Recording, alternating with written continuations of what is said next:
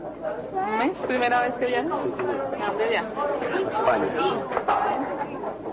¿Cuánto dinero viajas? ¿Cómo? ¿Cuánto dinero viajas? $100. Sí, dólares o de otro país. 1100.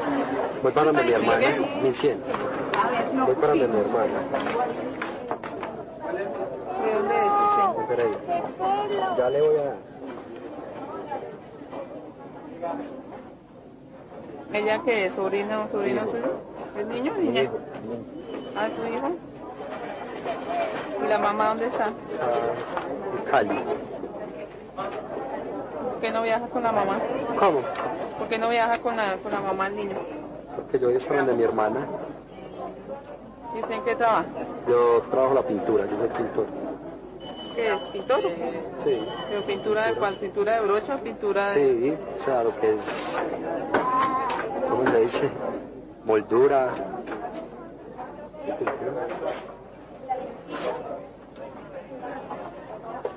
Deja revisar sus zapatos.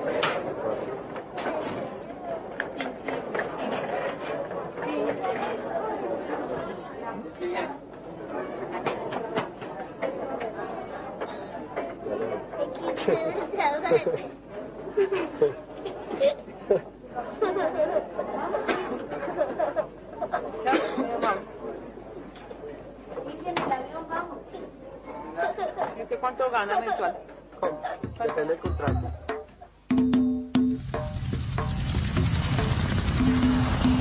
Es fácil en Colombia caer bajo sospecha. Esta es una generación atrapada en la extensa y tupida red del narcotráfico. Se inicia con el cultivo de la hoja de coca. Seca y mezclada con otros elementos, termina deshecha en polvo blanco.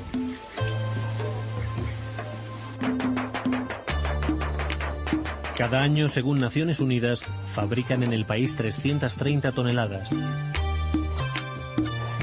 El 95% de la cocaína que existe en el mundo.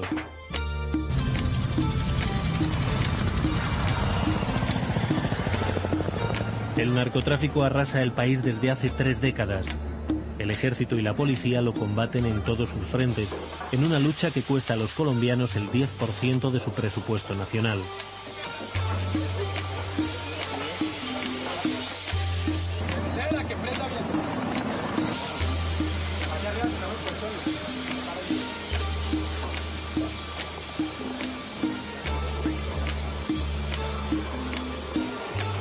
A cambio, la destrucción de laboratorios, la fumigación y la incautación de droga provoca pérdidas a los narcos de más de 30.000 millones de euros, unos 5 billones de pesetas según datos policiales.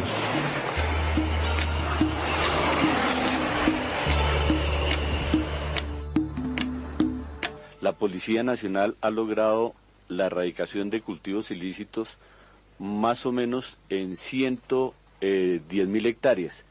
De esas 110.000 hectáreas se ha evitado que prácticamente 700.000 kilos de cocaína no vayan al mercado y los narcotraficantes no han podido recibir, con la destrucción de estos cultivos, con la destrucción de los laboratorios y todos los precursores químicos, ellos han perdido aproximadamente 30.000 millones de dólares. Los narcotraficantes han desarrollado una gran habilidad para crear rutas y escondites. A pesar de las fuerzas de seguridad, sacan toneladas de droga del país. Sigue siendo un negocio inmenso.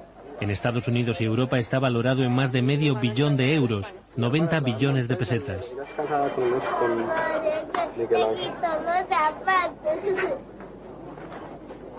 Solo un 1% de esta cantidad se queda en el país.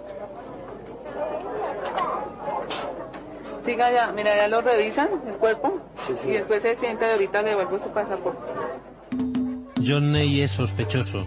Sus respuestas han sido tímidas y se ha mostrado inseguro. Permítame. La funcionaria decide que podría ocultar algo y le retira el pasaporte. El pasaporte me lo tienen. Su vuelo despega a las 5, 3 horas más tarde. Empieza para él una espera inquietante.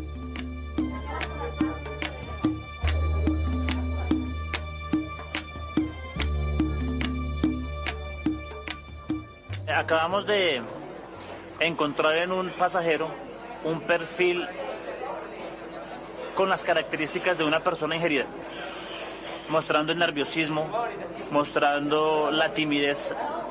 ¿Cuál es el procedimiento? Lo sacamos después del cuestionario que se le hizo y se llevó al centro médico para llevar a cabo la radiografía, la radiografía de abdomen.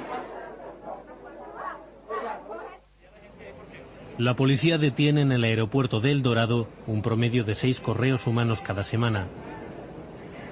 Los exhiben como si fueran trofeos y los graban con la mercancía requisada. Una forma extrema, aunque habitual, de pasar la droga es ingiriendo pequeñas cápsulas que contienen entre 10 y 20 gramos de coca o heroína. Están envueltas en dedos de guantes de goma.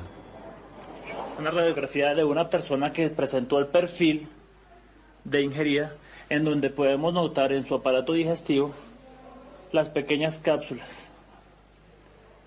Por lo menos aquí este joven llevaba aproximadamente unas 85 cápsulas dentro de su aparato digestivo. 85 cápsulas pesan 1 kilo. Cárdenas recuerda bien a la última persona que murió en el intento. Una señora de aproximadamente unos 33 años que no aguantó la presión de ver tantos policías en el aeropuerto. Pero al llegar al filtro, pues se encontró con una barrera de casi 40 policías que hay ahí inspeccionando a la gente. No aguantó la presión psicológica y se nos desmayó de inmediato. Presentaba unos síntomas de vómito, escalofríos. La llevamos al hospital, nos dijeron que estaba ingerida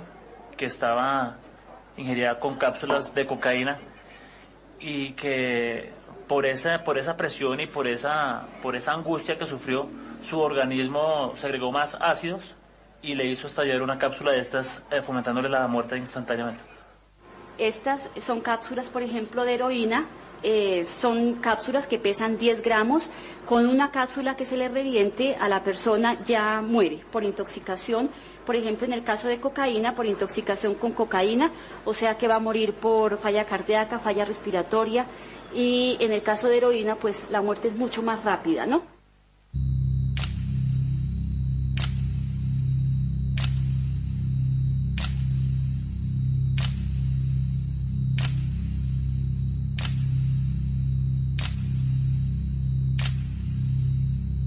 Cada narcotraficante tenía su afición.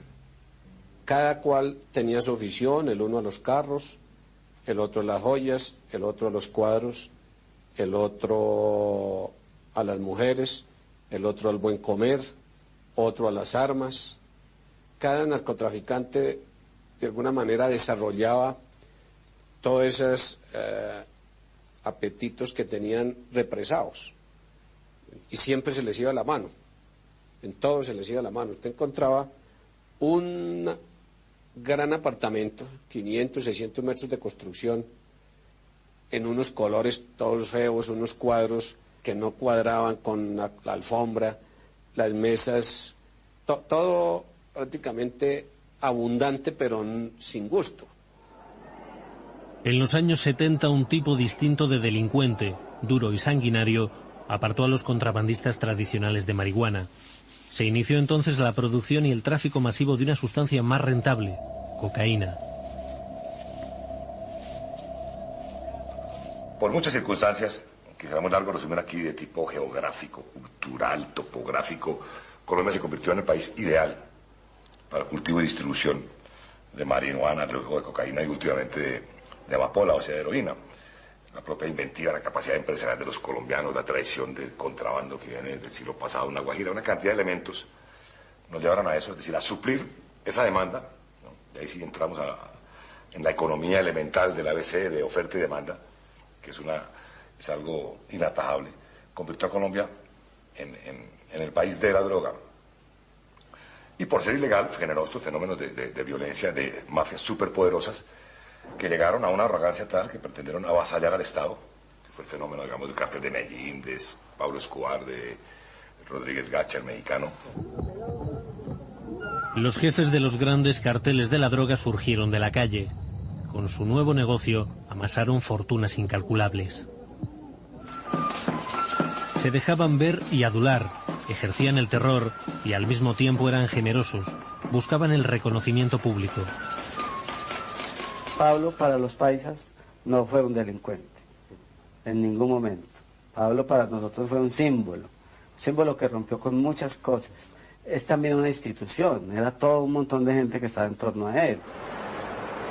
Pablo Escobar destacó entre ellos por su imaginación para diseñar rutas increíbles. La presión policial les forzaba a extremar el ingenio. Tal vez su mayor extravagancia fue la construcción de un zoológico que le suministraba excrementos para envolver la droga. Pablo Escobar en Medellín crea un zoológico. ¿Por qué y a dónde compra los animales? Se los compra a Estados Unidos. ¿Por qué razón? Sencillamente porque el excremento de los animales grandes, después de embalar la droga, se le echa los excrementos a la envoltura y eso ahuyenta supuestamente a los perros, por eso no la pueden detectar. Escobar quería más que ningún otro la aceptación social, pero su breve incursión en la política originó una escalada de atentados contra la administración. El gobierno, entonces con el apoyo de Estados Unidos, lanzó una guerra sin cuartel. Al mando estuvo el general Rosso José Serrano. Hemos encontrado una gran cantidad de escrituras también, además de los $4,5 millones, pasaportes, videos, que nos sirven para seguir buscando otras caletas, porque sabemos que hay más caletas. Él descubrió sus escondites. Algunos los capturó en sus propias caletas o zulos. Yo sé que ellos en cada edificación lo primero que pedían era su caleta. Inclusive una vez encontramos una caleta que tenía esta mesa de billar adentro, ¿no? Y una mesa de reuniones. Esta es una cosa que yo siempre me preguntaba, bueno, y los arquitectos, distinto es hacer un sitio para poner una caja fuerte o tener alguna parte para esconder ciertas cosas, pero ya para esconder personas, yo creo que ahí falta un poquito de colaboración y de responsabilidad de quienes construyeron miles de edificios. Yo creo que primero construían la caleta y después el apartamento. Mi placer era buscar esas caletas, uno sabía, además estaba el cuento, la imaginación, hay caletas, entonces siempre hay caletas, ¿qué tienen? No sé, pero hay caletas. Todas las casas están construidas, tienen espacios como míticos, como escondidos. Lo que más ha llamado la atención de esta sofisticada caleta es que escondido en esta gran pared se encuentra este pequeño alambre. Con solo hablarlo 2 veces, inmediata y electrónicamente se abre la caleta. El alambre de cobre funciona a manera de switch, que emite una señal electrónica y activa el sistema hidráulico de la caleta. La caleta, digamos, que más recuerdo también fue la caleta donde estaba Gilberto Rodríguez el día de la captura. Haga de cuenta usted, este era el mueble. El mueble se movía si uno sacaba esta parte y atrás estaba la caleta, ahí estaba Gilberto. Pero había un florero y por el afán de entrar, posiblemente el florero se cayó, el coronel Barragán vio el florero en el suelo roto y le causó impresión y empezó a tocar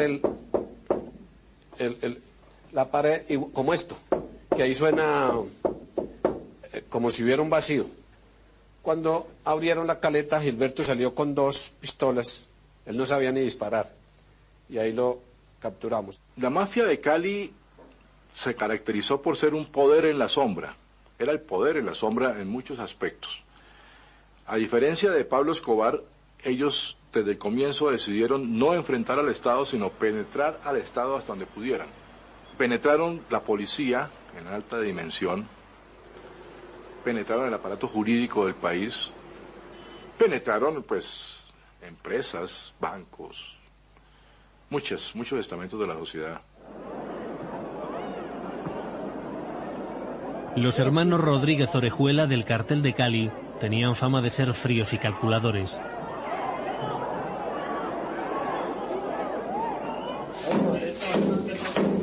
Tras construir la casa y sus escondrijos, solían eliminar cualquier vestigio. Muchos arquitectos lo hicieron y de pronto no preguntaban mucho para quién era, para no incomodarse, no sentirse mal. O si preguntaba mucho para qué o lo que sea, después lo consideraban hombre de poca confianza y eventualmente o generalmente esa persona, después de entregar su trabajo, aparecía muerta. Vivían en constante paranoia y construían mansiones con una o varias salidas de emergencia. Se habló de un túnel siempre, ¿no? Incluso cuando llegó el ejército, cuando nos detuvo el ejército estuvo buscando, fue el túnel. Todo el tiempo estuvo, ¿y dónde es la entrada al túnel? ¿Y dónde es la entrada al túnel? No sé qué. La casa concretamente estaba rodeada por unos muros de tapia, ¿no? El mito era que toda esa tierra la habían apelmazado del túnel famoso que habían sacado. También tenían escondites para guardar dinero. En los años 70 y principios de los 80 desconfiaban de los bancos y preferían enterrar los billetes bajo tierra. Lo hizo más que ningún otro Gonzalo Rodríguez Gacha, el mexicano. Por lo menos por lo que supe, es que él no hacía caletas para esconderse de él, sino para esconder los dólares. Y a mí muchas veces los informantes llegaban a decir, yo sé dónde hay una caneca con dólares. Le digo, pero si me da la mitad, no estoy interesado en los dólares, sino en el individuo. Rodríguez Gacha es una leyenda en Colombia. En su pueblo natal, Pacho, tenía varias haciendas. Tras el anuncio de su muerte, todas fueron saqueadas. Buscaban los escondites donde suponían que ocultaba su fortuna. Aseguran que uno de sus zulos, próximo al río, reventó meses después de su fallecimiento. El río creció, socavó el sitio donde estaban guardadas esas canecas con dólares. Y por supuesto fue la danza de los dólares, la pesca milagrosa, como muchos la llaman, en donde la gente inmediatamente peló vestido y como estaba en paños menores o en chingue o como fuera, se metió a recoger. Además, tengo entendido que duró como 8 días. Porque muchos dólares de esos quedaron engarzados en ramas, en troncos que después la creciente depositó en las orillas. Los narcotraficantes llegaron a crear sus propios escondites en edificios del Estado. Esta caleta fue encontrada por las autoridades en uno de los closets de las habitaciones que Pablo Escobar Gaviria tenía dentro de la catedral.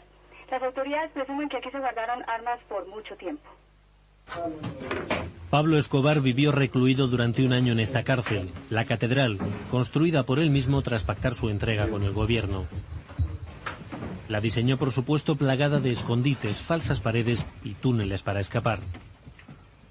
Como él diseñó la cárcel, unas para hacer torturas, porque él torturaba allá, otras, en caso de un bombardeo, poderse esconder, y otras de poderse evadir. Mire que él se voló de allá prácticamente de caleta en caleta hasta que salió de la zona de la cárcel.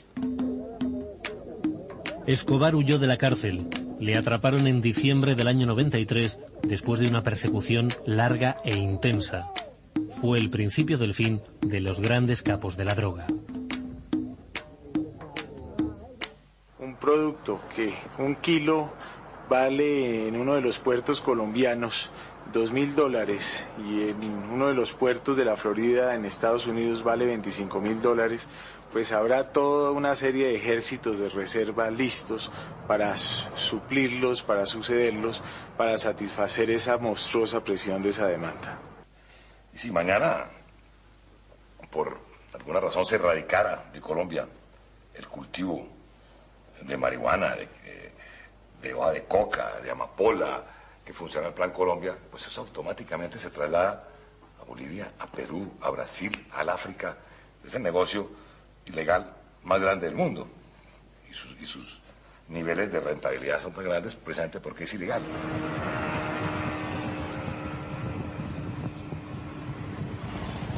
Los grupos criminales que operan ahora en Colombia son distintos de los antiguos carteles.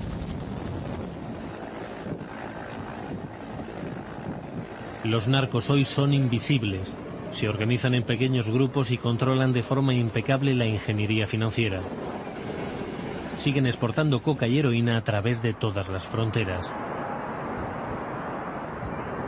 Se traen de muchas formas.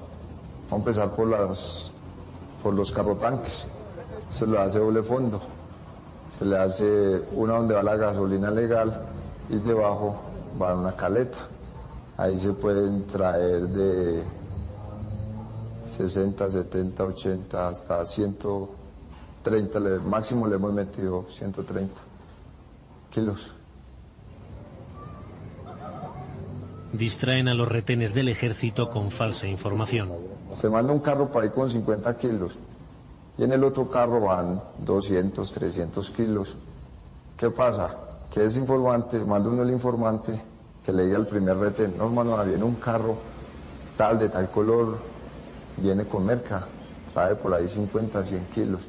Entonces, ¿qué pasa? Que la policía o el ejército están esperando ese carro.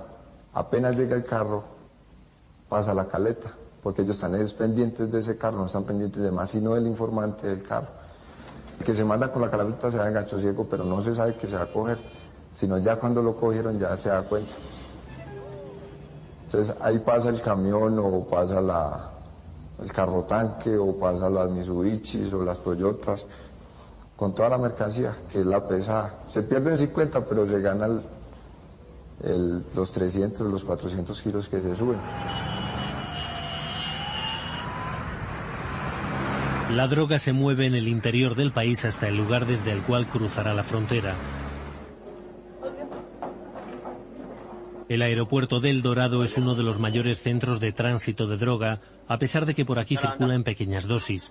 Los narcos desafían continuamente la vigilancia policial. Hemos conocido cualquier cantidad de casos increíbles en el embalaje de la carga que sale a exportación. Tenemos aquí cocaína impregnada dentro del cartón, uno de los sistemas más conocidos aquí en carga. Cuando los agentes sospechan presencia de droga, realizan una prueba de campo con un reactivo químico, la llamada prueba de Scott. El color azul descubre la coca. Se puede ver, si le aplicamos el reactivo de Scott, que da la formación del color. Una característica es la formación inmediata del precipitado azul turquesa.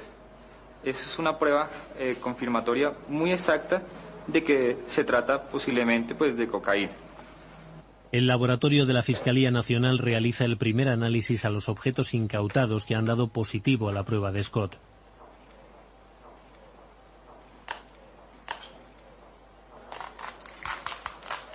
Han recibido desde el aeropuerto auténticas joyas del camuflaje. Cocaína en almíbar, en frascos de champú o disuelta en figuras religiosas. Hemos encontrado cocaína también camuflada en ropa, como estas, donde lo que hacen es que se impregna la ropa en cocaína y queda algo acartonada como se encuentran estas toallas. Luego nosotros lo que hacemos es una extracción para determinar la cantidad de cocaína que contienen esas prendas. Para recuperar la droga deshacen la alquimia que elaboraron los narcos. Una vez que hemos separado, que hemos filtrado el cartón, tenemos la droga en solución acuosa.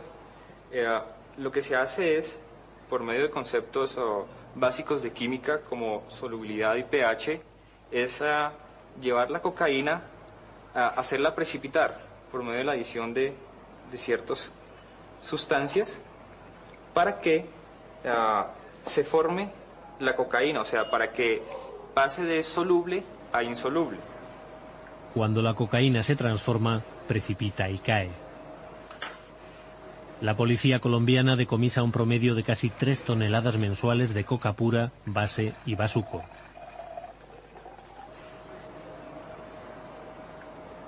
De aquí, para mandarla para el otro lado, se mandan en zapatos, en ropa, en maletas, en cajas, con las famosas mulas. Son muchas formas de mandar. En los zapatos, este es el tacón. Al final se le hace un espacio donde le quepan por ahí unos 3, 4 gramos, 2 gramos. Esa es una forma que se manda. La otra forma, la ropa. Eso se le echa químicos, se esparcen toda la ropa, allá llegan y le quitan eso y van soltándole el polvo. A la ropa la van cepillando, entonces ahí va cayendo el polvo. El ingenio de los narcos crece a medida que la policía descubre sus trucos.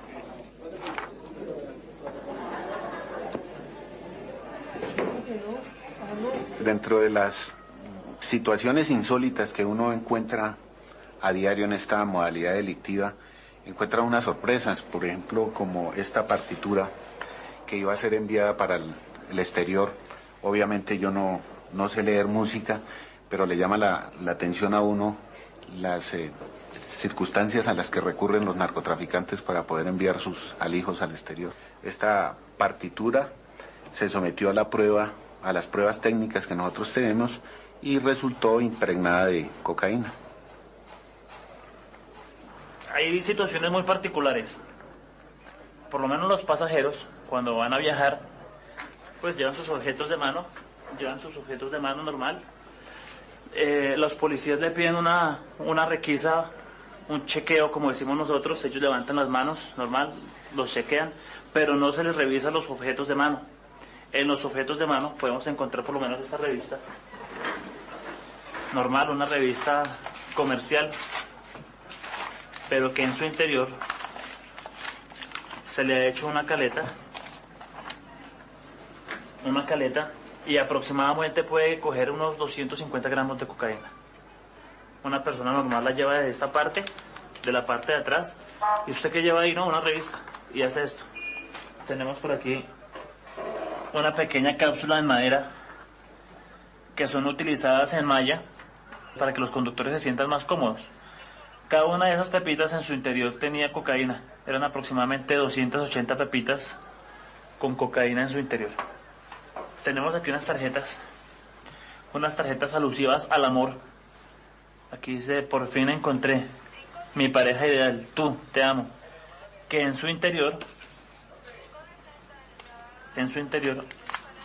traían cocaína. Tarjetas con rosas en plástico, que en su interior tenían cocaína, aproximadamente unos 300, 400 gramos por tarjeta. En un fin de semana hemos estado hasta con 7 personas capturadas en sus diferentes vuelos a las diferentes rutas de crisis o puntos críticos, nosotros los llamamos así, como son los destinos hacia México, los destinos hacia España, los destinos hacia Venezuela.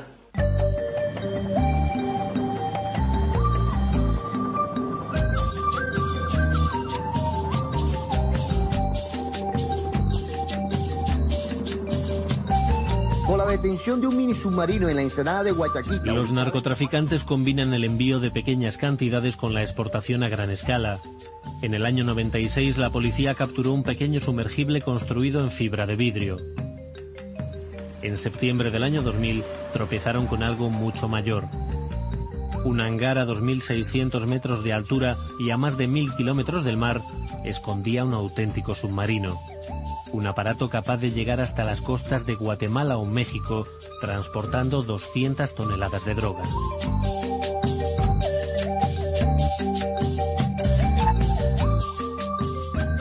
Un embarque en este tipo de aparato es mucho más difícil de detectar, o sea... Es cierto. ¿Cómo puedes?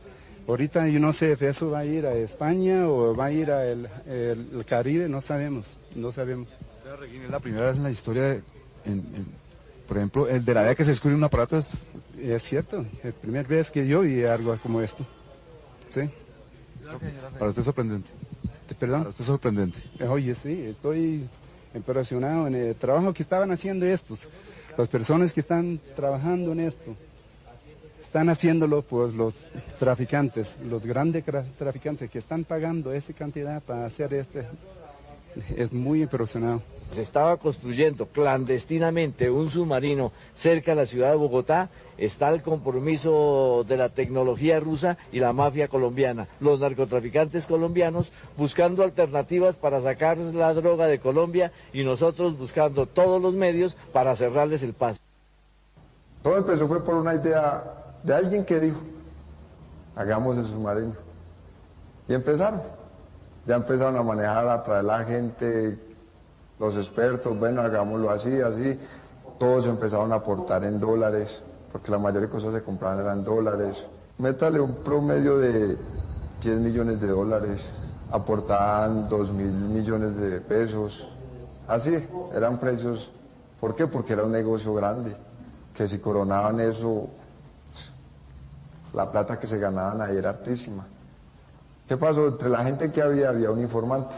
La persona que estaba dentro un celular, nadie se dio cuenta, y era el que botaba la información. Eso le iban a caer antes, apenas estaban empezando. Pero no, esperaron más tiempo, que ya lo organizaran bien y todo.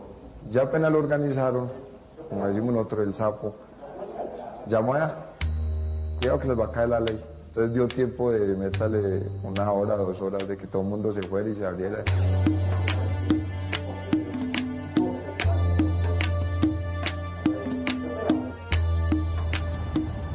El Laboratorio de Medicina Legal de Bogotá es el centro de referencia en Colombia.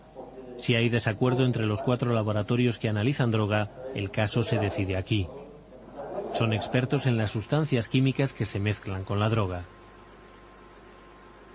Cada día, como le decía, se complica más los análisis y son mucho más onerosos, son mucho más largos, tienen que ser mucho más cuidadosos. Contamos con los últimos cromatógrafos para tratar de analizar estas sustancias. El análisis por cromatografía de gases nos permite saber la sustancia con qué venía mezclada. Aquí se utiliza mucho mezclar la cocaína con sustancias como cafeína, procaína, con anestésicos, con analgésicos. Entonces, mediante este aparato podemos saber la cocaína con qué se encuentra mezclada.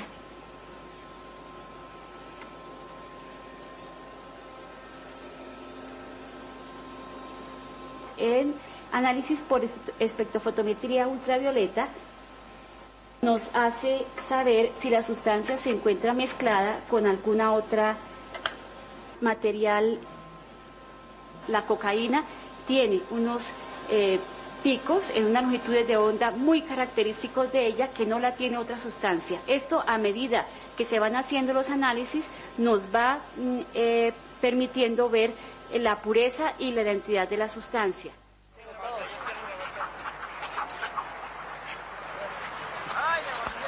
La tecnología punta se combina con métodos tradicionales. Muy bien, eso es, muy bien. Hans. El perro simplemente con una pasada de su olfato en cuestión de 10-15 segundos simplemente detecta si hay o no hay. En unos costos mínimos, diferentes razas se pueden utilizar.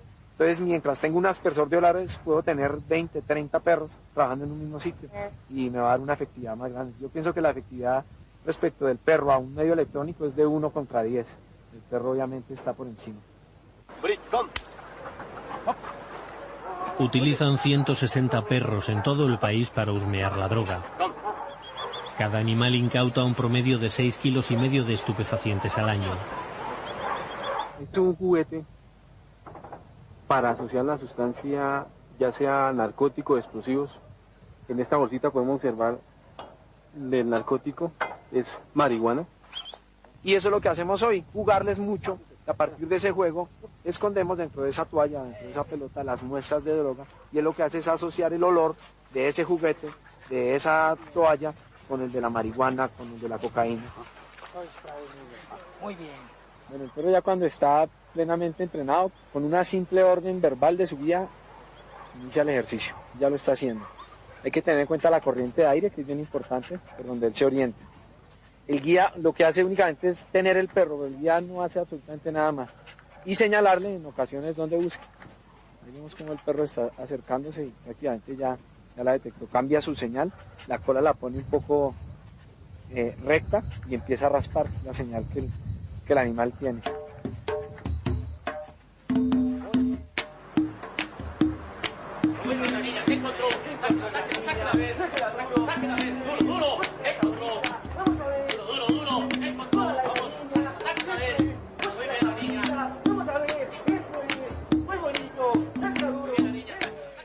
Central 525. Rampa 4 de 21-7. Teniente, buenas tardes. Le informo, le envió una novedad, una incautación de ley 30 del 86, 55. Bueno, 5-4. Por favor, ¿me describe el caso? ¿Qué caso era? Mi teniente, una carpeta con una tesis para procedente de la ciudad de Santa Marta para Barcelona, España, con un peso bruto de 840 gramos en la bodega de Federal Express. 5-4. Central quedó 5-4. Rampa 4, por favor, tráigame el caso. 560, una rayita ya le hago pantalla. Casito de cocaína. ¿Qué está la prueba? En las pastas.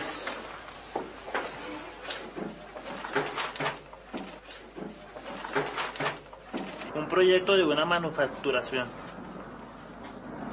normal, con sus pastas, con sus gráficos, todo muy bien diseñado a colores. ¿Qué más tiene por acá? No más, es como una pequeña tesis. Y las partes de su lomo, pues es donde vienen las 2 tabletas de cocaína. Las pastas de esta carpeta vienen cubiertas con papel carbón para evitar los rayos de los escáneres. Detrás del papel tenemos esta pequeña barra que parece plástico, pero que está 100% elaborada en cocaína. El aeropuerto del Dorado recibe la mayor parte del correo enviado fuera de Colombia. Los paquetes pasan controles estrictos a través de máquinas especialmente diseñadas para encontrar estupefacientes. Primero introducen los envíos por un escáner. En función del color y la densidad que aparece en la pantalla, los rayos X detectan los materiales sospechosos. Esta máquina trabaja a una temperatura alta y las micropartículas que toma de determinados paquetes o de determinada persona corren por unas mangueras internas de la máquina a determinada velocidad. Esa velocidad está dada en milisegundos. Y esos milisegundos que da la máquina nos van a decir si es cocaína, heroína, marihuana, metanfetaminas, anfetaminas, PCP, etcétera. Los funcionarios que abren los paquetes están vigilados a su vez por un circuito de cámaras internas. Poseemos 12 cámaras y nos van a ayudar a controlar a los que están controlando o a los que están inspeccionando los envíos para verificación si contienen sustancias prohibidas o no.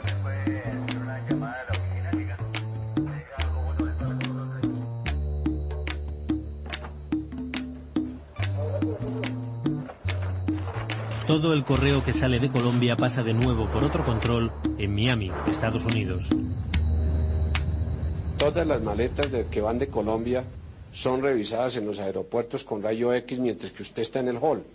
Mientras que usted espera su maleta, por eso es que las maletas de los colombianos se nos demoran tanto. No es que se demoren tanto del avión a la bodega, no.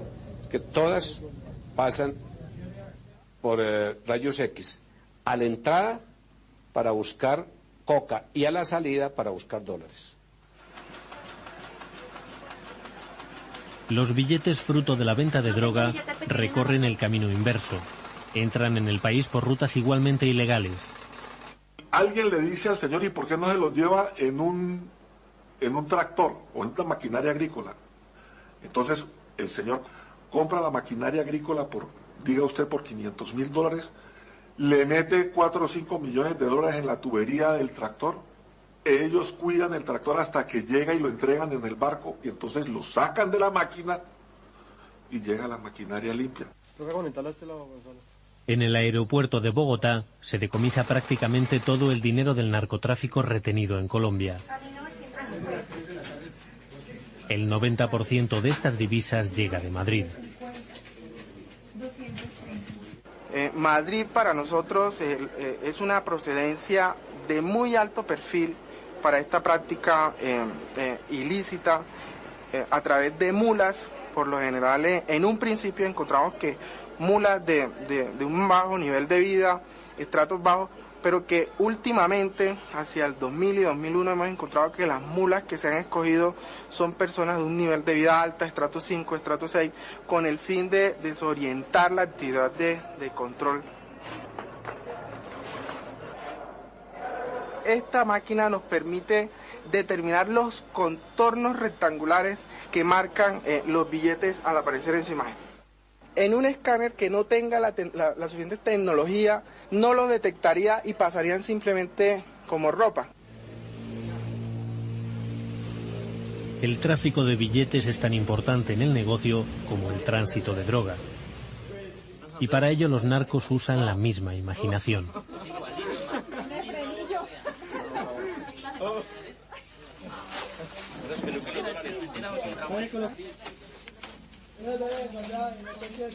Hemos encontrado casos tan aberrantes como una familia que a los niños, bebés de brazos, tuvieron la oportunidad de esconderle fajos dentro de pañales, dentro del carro. Eso nos muestra un poco cuál es el nivel de alcance que tienen los traficantes para poder, de forma desmedida y a cualquier precio, introducir el dinero en efectivo. Los pasajeros que salen de Bogotá son registrados minuciosamente.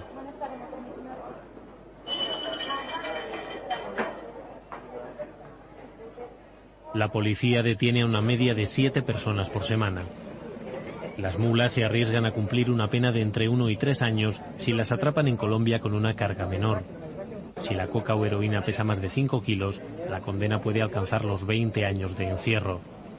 Por el contrario, si entregan el cargamento, obtienen hasta el 40% del valor de la droga que han transportado. El edificio, el terminal de pasajeros, El Dorado, es muy distinto. ¿Por qué? Porque está la persona que va a viajar físicamente. Es la persona que tiene el contacto directo con el policía y con la aerolínea. Entonces, ¿qué pasa? La persona presenta su perfil, presenta su sintomatología para ser llevada a un hospital a que le tomen su radiografía. Entonces, ¿qué pasa? Tenemos un promedio de 2-3 personas capturadas diariamente en el aeropuerto por ser pasadores de cápsulas de droga. Una persona con, métale usted unos 10-15 dedos. Eso es la famosa mula. Se mandan 4 o 5 mulas. Se manda un informante a la aeroportuaria y le dice: vea, mano, ahí tal persona va a llegar con tanto, es una mula. Ellos están pendientes de la persona. Viene vestida así y tal. Entonces se montan en el operativo a esa sola persona. Mientras pasa la otra gente. ¿Qué pasa? La policía está esperándolo, es a él. Cuando están ya para pasar, entonces lo dejan pasar. Ahí es donde le echan mano. ¿Qué pasa? Mientras le están echando mano al otro, los otros siguen de largo. Derecho, normal, con tranquilidad, porque ellos ya saben que va a caer uno, pero pasan 3, 4. Es uno de los hechos que yo nunca le he encontrado justificación. Casi que tiene uno que no tener, primero, ningún afecto por sí mismo, ni por Dios, ni por su país. Tragarse 800 gramos de coca o heroína para ir a pagar unas penas de 6, 7 años a Estados Unidos o de 10 o 12 a Europa por $2.000, yo creo que esa es una falta de autoestima, inclusive de respeto. En Estados Unidos, si no estoy mal, hay más de 17.000 colombianos presos. En España puede haber 2.000. 99% por narcotráfico. La gente lleva droga en la camisa, en los tacones, en el estómago, que es el riesgo más grande. Es perfectamente ingenuo pretender que en un país pobre, lleno de desempleo, sin posibilidades de ascenso para muchos sectores de la sociedad, que se presente una oportunidad de estas, que para el campesino cultivador o para pobre el joven desempleado que acaba de mula, o inclusive para cualquier colombiano que quiera ascender o progresar materialmente, no aprovechara o no entrara en este negocio. El 80% de la droga elaborada en Colombia llega a su destino, fuera del país.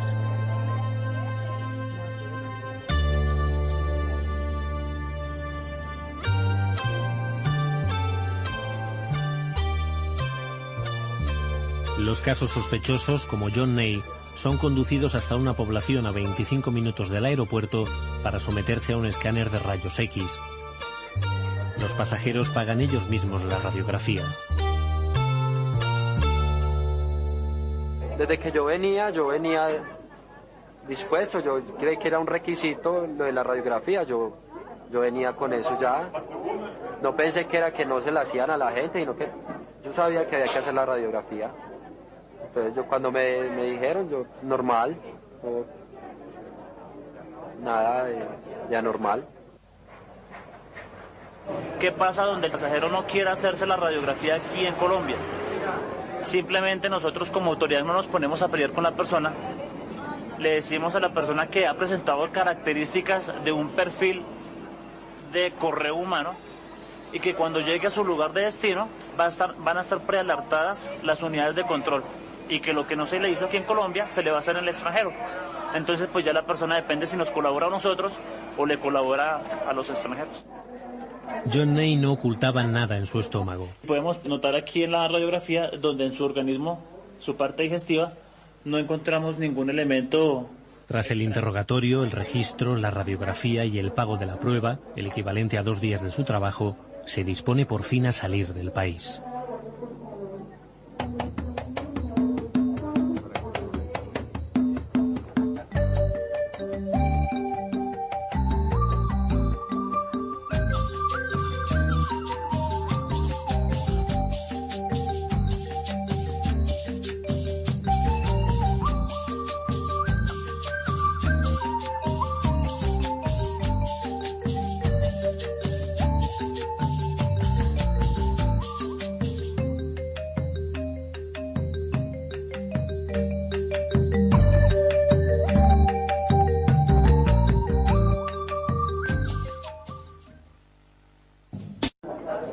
¿Primera vez que viajas? ¿A dónde viajas?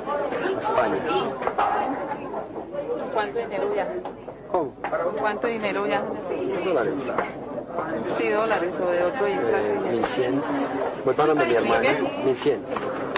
Voy para donde mi hermana. ¿De dónde es ese? De Pereira. Ya le voy a dar. ¿Ella qué es? ¿Sobrino suyo? ¿Es niño o niña? ¿Ah, tu hijo?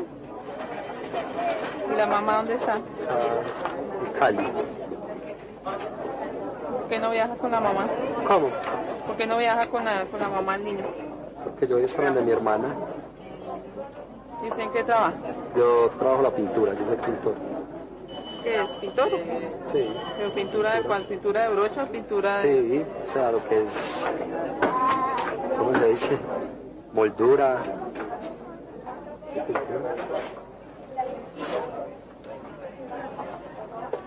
¿Me deja revisar sus zapatos?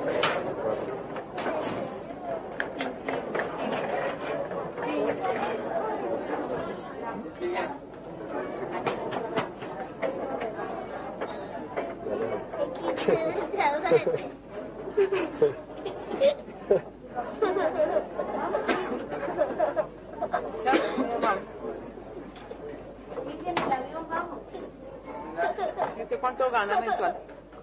Depende del contrato.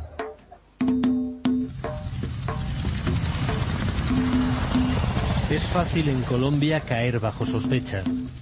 Esta es una generación atrapada en la extensa y tupida red del narcotráfico.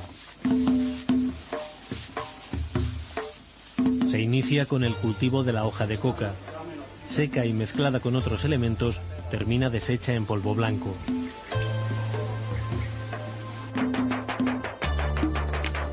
Cada año, según Naciones Unidas, fabrican en el país 330 toneladas. El 95% de la cocaína que existe en el mundo.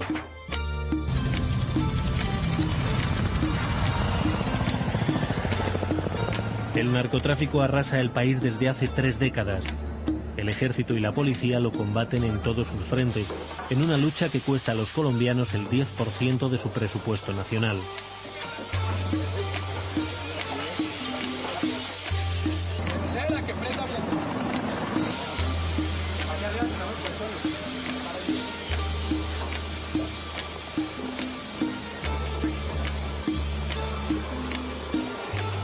A cambio, la destrucción de laboratorios, la fumigación y la incautación de droga provoca pérdidas a los narcos de más de 30.000 millones de euros, unos 5 billones de pesetas según datos policiales.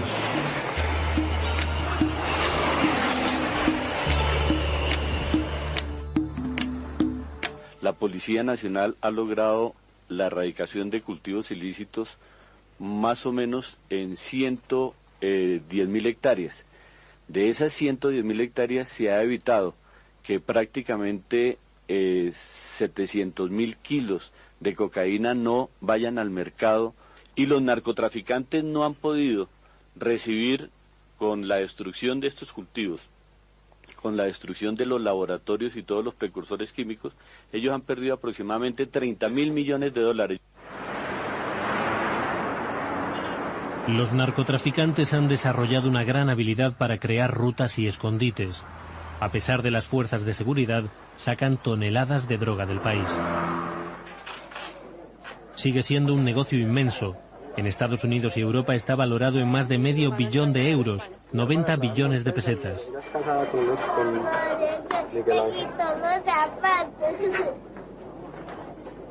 Solo un 1% de esta cantidad se queda en el país. Siga ya, mira, ya lo revisan el cuerpo y después se sienta y ahorita le devuelvo su pasaporte. John Ney es sospechoso. Sus respuestas han sido tímidas y se ha mostrado inseguro. Permítame. La funcionaria decide que podría ocultar algo y le retira el pasaporte. El pasaporte me lo tiran. Su vuelo despega a las 5, 3 horas más tarde. Empieza para él una espera inquietante.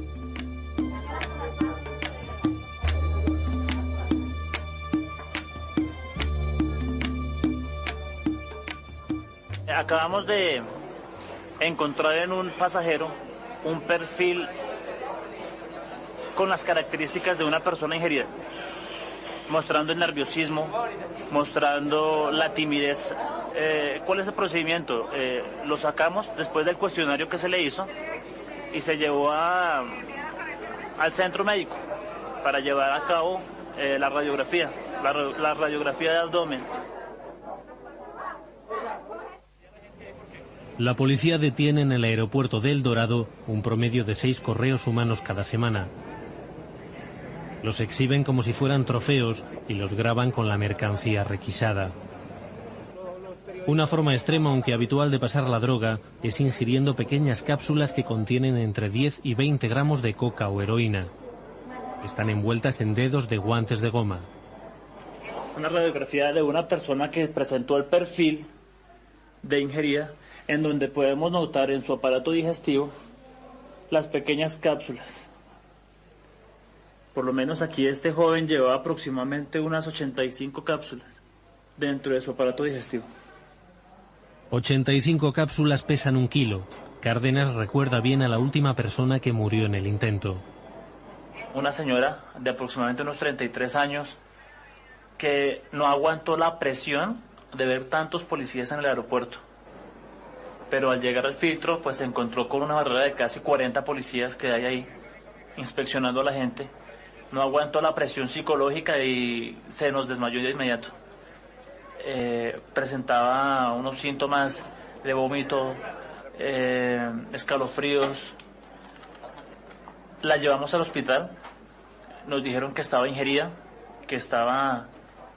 con cápsulas de cocaína y que por esa presión y por esa angustia que sufrió, su organismo segregó más ácidos y le hizo estallar una cápsula de estas, fomentándole la muerte instantáneamente. Estas son cápsulas, por ejemplo, de heroína. Son cápsulas que pesan 10 gramos.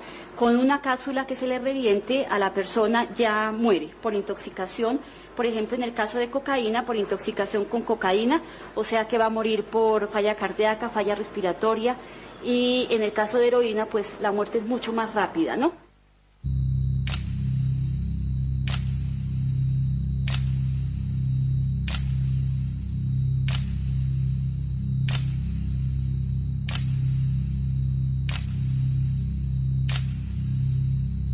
Cada narcotraficante tenía su afición. Cada cual tenía su afición, el uno a los carros, el otro a las joyas, el otro a los cuadros, el otro a las mujeres, el otro al buen comer, otro a las armas. Cada narcotraficante de alguna manera desarrollaba todos esos apetitos que tenían represados. Y siempre se les iba la mano, en todo se les iba la mano. Usted encontraba un gran apartamento, 500, 600 metros de construcción, en unos colores todos feos, unos cuadros que no cuadraban con la alfombra, las mesas, todo prácticamente abundante pero sin gusto. En los años 70 un tipo distinto de delincuente, duro y sanguinario, apartó a los contrabandistas tradicionales de marihuana. Se inició entonces la producción y el tráfico masivo de una sustancia más rentable, cocaína. Por muchas circunstancias, quizá muy largo resumen aquí de tipo geográfico, cultural, topográfico, Colombia se convirtió en el país ideal para el cultivo y distribución de marihuana, luego de cocaína y últimamente de amapola, o sea, de heroína. La propia inventiva, la capacidad empresarial de los colombianos, la tradición del contrabando que viene del siglo pasado, una Guajira, una cantidad de elementos nos llevaron a eso, es decir, a suplir esa demanda, ¿no? Y ahí sí entramos en la economía elemental del ABC de oferta y demanda, que es algo inatajable. Convirtió a Colombia en el país de la droga. Y por ser ilegal generó estos fenómenos de violencia, de mafias superpoderosas, que llegaron a una arrogancia tal que pretendieron avasallar al Estado, que fue el fenómeno, digamos, del cártel de Medellín, de Pablo Escobar, de Rodríguez Gacha, el mexicano. Los jefes de los grandes carteles de la droga surgieron de la calle. Con su nuevo negocio amasaron fortunas incalculables. Se dejaban ver y adular, ejercían el terror y al mismo tiempo eran generosos, buscaban el reconocimiento público. Pablo para los paisas no fue un delincuente, en ningún momento. Pablo para nosotros fue un símbolo que rompió con muchas cosas. Es también una institución, era todo un montón de gente que estaba en torno a él. Pablo Escobar destacó entre ellos por su imaginación para diseñar rutas increíbles. La presión policial les forzaba a extremar el ingenio. Tal vez su mayor extravagancia fue la construcción de un zoológico que le suministraba excrementos para envolver la droga. Pablo Escobar en Medellín crea un zoológico. ¿Por qué y a dónde compra los animales? Se los compra a Estados Unidos. ¿Por qué razón? Sencillamente porque el excremento de los animales grandes, después de embalar la droga, se le echa los excrementos a la envoltura y eso ahuyenta supuestamente a los perros, por eso no la pueden detectar. Escobar quería más que ningún otro la aceptación social, pero su breve incursión en la política originó una escalada de atentados contra la administración. El gobierno, entonces con el apoyo de Estados Unidos, lanzó una guerra sin cuartel. Al mando estuvo el general Rosso José Serrano. Hemos encontrado una gran cantidad de escrituras también, además de los $4,5 millones, pasaportes, videos, que nos sirven para seguir buscando otras caletas, porque sabemos que hay más caletas. Él descubrió sus escondites. Algunos los capturó en sus propias caletas o zulos. Yo sé que ellos en cada edificación lo primero que pedían eran su caleta. Inclusive una vez encontramos una caleta que tenía esta mesa de billar adentro, ¿no? Y una mesa de reuniones. Esta es una cosa que yo siempre me preguntaba, bueno, y los arquitectos, distinto es hacer un sitio para poner una caja fuerte o tener alguna parte para esconder ciertas cosas, pero ya para esconder personas, yo creo que ahí falta un poquito de colaboración y de responsabilidad de quienes construyeron miles de edificios. Yo creo que primero construían la caleta y después el apartamento. Mi placer era buscar esas caletas, uno sabía, además estaba el cuento, la imaginación, hay caletas, entonces siempre hay caletas, ¿qué tienen? No sé, pero hay caletas. Todas las casas están construidas, tienen espacios como míticos, como escondidos. Lo que más ha llamado la atención de esta sofisticada caleta es que escondido en esta gran pared se encuentra este pequeño alambre. Con solo hablarlo 2 veces, inmediata y electrónicamente se abre la caleta. El alambre de cobre funciona a manera de switch, que emite una señal electrónica y activa el sistema hidráulico de la caleta. La caleta, digamos, que más recuerdo también fue la caleta donde estaba Gilberto Rodríguez el día de la captura. Haga de cuenta usted, este era el mueble. El mueble se movía si uno sacaba esta parte y atrás estaba la caleta, ahí estaba Gilberto. Pero había un florero y por el afán de entrar, posiblemente el florero se cayó, el coronel Barragán vio el florero en el suelo roto y le causó impresión y empezó a tocar la pared y, como esto, que ahí suena como si hubiera un vacío. Cuando abrieron la caleta, Gilberto salió con 2 pistolas, él no sabía ni disparar y ahí lo capturamos. La mafia de Cali se caracterizó por ser un poder en la sombra, era el poder en la sombra en muchos aspectos. A diferencia de Pablo Escobar, ellos desde el comienzo decidieron no enfrentar al Estado, sino penetrar al Estado hasta donde pudieran. Penetraron la policía en alta dimensión, penetraron el aparato jurídico del país, penetraron pues empresas, bancos, muchos estamentos de la sociedad. Los hermanos Rodríguez Orejuela del cartel de Cali tenían fama de ser fríos y calculadores.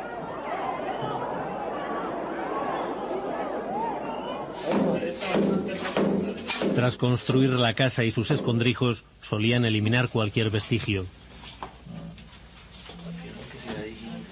Muchos arquitectos lo hicieron y de pronto no preguntaban mucho para quién era, para no incomodarse, no sentirse mal. O si preguntaba mucho para qué o lo que sea, después lo consideraban hombre de poca confianza y eventualmente, o generalmente, esa persona, después de entregar su trabajo, aparecía muerta. Vivían en constante paranoia y construían mansiones con una o varias salidas de emergencia. Se habló de un túnel siempre, ¿no? Incluso cuando llegó el ejército, cuando nos detuvo el ejército estuvo buscando, fue el túnel. Todo el tiempo estuvo, ¿y dónde es la entrada al túnel? ¿Y dónde es la entrada al túnel? No sé qué. La casa concretamente estaba rodeada por unos muros de tapia, ¿no? El mito era que toda esa tierra la habían apelmazado del túnel famoso que habían sacado. También tenían escondites para guardar dinero. En los años 70 y principios de los 80 desconfiaban de los bancos y preferían enterrar los billetes bajo tierra. Lo hizo más que ningún otro Gonzalo Rodríguez Gacha, el mexicano. Por lo menos por lo que supe, es que él no hacía caletas para esconderse de él, sino para esconder los dólares. Y a mí muchas veces los informantes llegaban a decir, yo sé dónde hay una caneca con dólares, le digo, pero si me da la mitad, no estoy interesado en los dólares, sino en el individuo. Rodríguez Gacha es una leyenda en Colombia. En su pueblo natal, Pacho, tenía varias haciendas. Tras el anuncio de su muerte, todas fueron saqueadas. Buscaban los escondites donde suponían que ocultaba su fortuna. Aseguran que uno de sus zulos, próximo al río, reventó meses después de su fallecimiento. El río creció, socavó el sitio donde estaban guardadas esas canecas con dólares. Y por supuesto fue la danza de los dólares, la pesca milagrosa, como muchos la llaman, en donde la gente inmediatamente peló vestido y como estaba en paños menores o en chingue o como fuera, se metió a recoger. Además, tengo entendido que duró como 8 días, porque muchos dólares de esos quedaron engarzados en ramas, en troncos que después la creciente depositó en las orillas.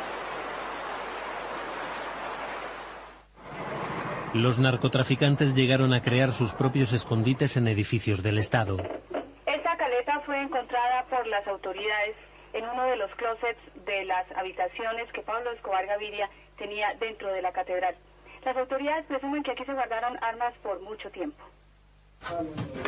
Pablo Escobar vivió recluido durante un año en esta cárcel, la Catedral, construida por él mismo tras pactar su entrega con el gobierno. La diseñó, por supuesto, plagada de escondites, falsas paredes y túneles para escapar. Como él diseñó la cárcel, unas para hacer torturas, porque él torturaba allá, otras, en caso de un bombardeo, poderse esconder, y otras de poderse evadir. Mire que él se voló de allá prácticamente de caleta en caleta hasta que salió de la zona de la cárcel. Escobar huyó de la cárcel. Le atraparon en diciembre del año 93 después de una persecución larga e intensa. Fue el principio del fin de los grandes capos de la droga. Un producto que 1 kilo... La cocaína tiene unos picos en unas longitudes de onda muy característicos de ella que no la tiene otra sustancia. Esto, a medida que se van haciendo los análisis, nos va permitiendo ver la pureza y la identidad de la sustancia.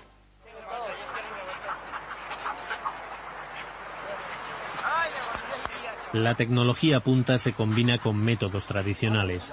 Muy bien, eso es, muy bien. Hans. El perro simplemente con una pasada de su olfato en cuestión de 10, 15 segundos simplemente detecta si hay o no hay. En unos costos mínimos, diferentes razas se pueden utilizar. Entonces, mientras tengo un aspersor de olores, puedo tener 20, 30 perros trabajando en un mismo sitio y me va a dar una efectividad más grande. Yo pienso que la efectividad respecto del perro a un medio electrónico es de 1 contra 10. El perro obviamente está por encima. Utilizan 160 perros en todo el país para husmear la droga. Cada animal incauta un promedio de 6,5 kilos de estupefacientes al año. Este es un juguete para asociar la sustancia, ya sea narcótico o explosivos. En esta bolsita podemos observar del narcótico, es marihuana. Y eso es lo que hacemos hoy, jugarles mucho. A partir de ese juego, escondemos dentro de esa toalla, dentro de esa pelota, las muestras de droga, y es lo que hace es asociar el olor de ese juguete, de esa toalla, con el de la marihuana, con el de la cocaína. Muy bien. Bueno, el perro ya cuando está plenamente entrenado, con una simple orden verbal de su guía, inicia el ejercicio, ya lo está haciendo. Hay que tener en cuenta la corriente de aire, que es bien importante, por donde él se orienta. El guía lo que hace únicamente es tener el perro, el guía no hace absolutamente nada más. Y señalarle en ocasiones donde busque.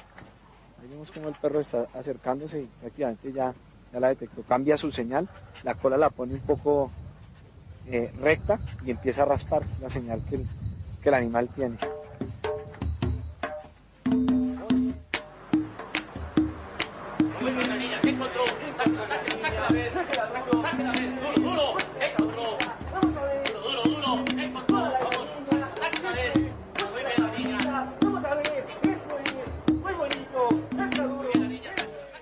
Central 525. Rampa 4 de 21-7. Buenas tardes. Le informo, le envió una novedad, una incautación de ley 30 del 86, 55. Bueno, 54. Por favor, ¿me describe el caso? ¿Qué caso era? Mi teniente, una carpeta con una tesis procedente de la ciudad de Santa Marta para Barcelona, España, con un peso bruto de 840 gramos en la bodega de Federal Express. 5-4. Central quedó 5-4. Rampa 4, por favor, tráigame el caso. 560, una rayita ya le hago pantalla. Casito de cocaína. Aquí está la prueba. En las pastas.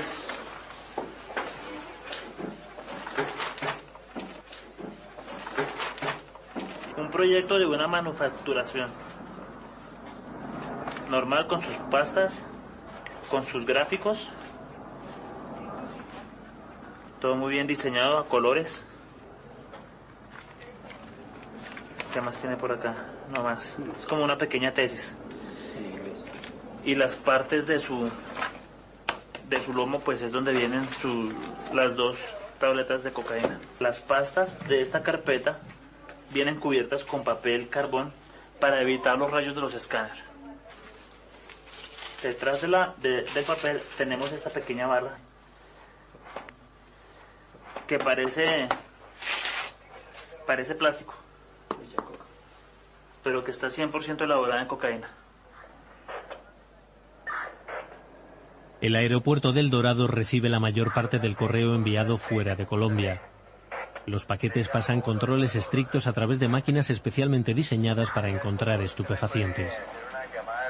Primero introducen los envíos por un escáner. En función del color y la densidad que aparece en la pantalla, los rayos X detectan los materiales sospechosos. Esta máquina trabaja a una temperatura alta y las micropartículas que toma de determinados paquetes o de determinada persona corren por unas mangueras internas de la máquina a determinada velocidad. Esa velocidad está dada en milisegundos. Y esos milisegundos que da la máquina nos van a decir si es cocaína, heroína, marihuana, metanfetaminas, anfetaminas, PCP, etcétera. Los funcionarios que abren los paquetes están vigilados a su vez por un circuito de cámaras internas. Poseemos 12 cámaras y nos van a ayudar a controlar a los que están controlando o a los que están inspeccionando los envíos para verificación si contienen sustancias prohibidas o no.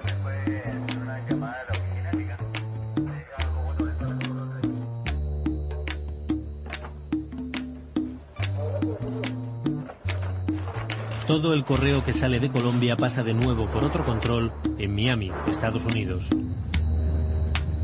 Todas las maletas que van de Colombia son revisadas en los aeropuertos con rayo X mientras que usted está en el hall. Mientras que usted espera su maleta, por eso es que las maletas de los colombianos se nos demoran tanto. No es que se demoren tanto del avión a la bodega, no.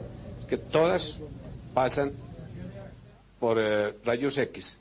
A la entrada para buscar coca y a la salida para buscar dólares. Los billetes fruto de la venta de droga recorren el camino inverso. Entran en el país por rutas igualmente ilegales. Alguien le dice al señor, ¿y por qué no se los lleva en un tractor o en una maquinaria agrícola? Entonces el señor compra la maquinaria agrícola diga usted, por $500,000, le mete 4 o 5 millones de dólares en la tubería del tractor. Ellos cuidan el tractor hasta que llega y lo entregan en el barco y entonces lo sacan de la máquina y llega la maquinaria limpia. En el aeropuerto de Bogotá se decomisa prácticamente todo el dinero del narcotráfico retenido en Colombia. El 90% de estas divisas llega de Madrid.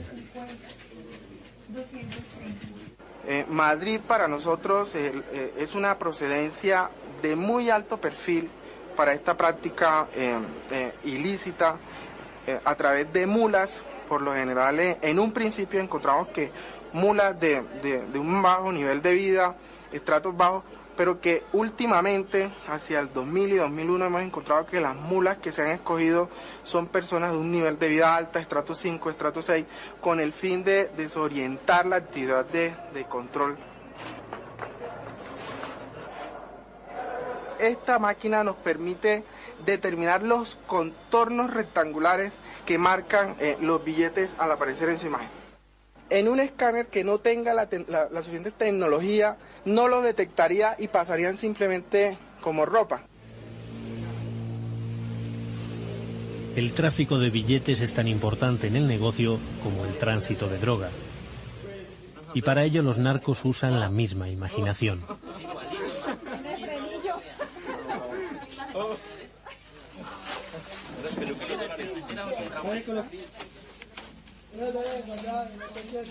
Hemos encontrado casos tan aberrantes como una familia que a los niños, bebés de brazos, tuvieron la oportunidad de esconderle fajos dentro de pañales, dentro del carro. Eso nos muestra un poco cuál es el nivel de alcance que tienen los traficantes para poder, de forma desmedida y a cualquier precio, introducir el dinero en efectivo. Los pasajeros que salen de Bogotá son registrados minuciosamente.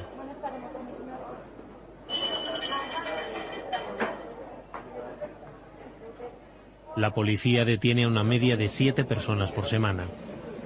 Las mulas se arriesgan a cumplir una pena de entre 1 y 3 años si las atrapan en Colombia con una carga menor.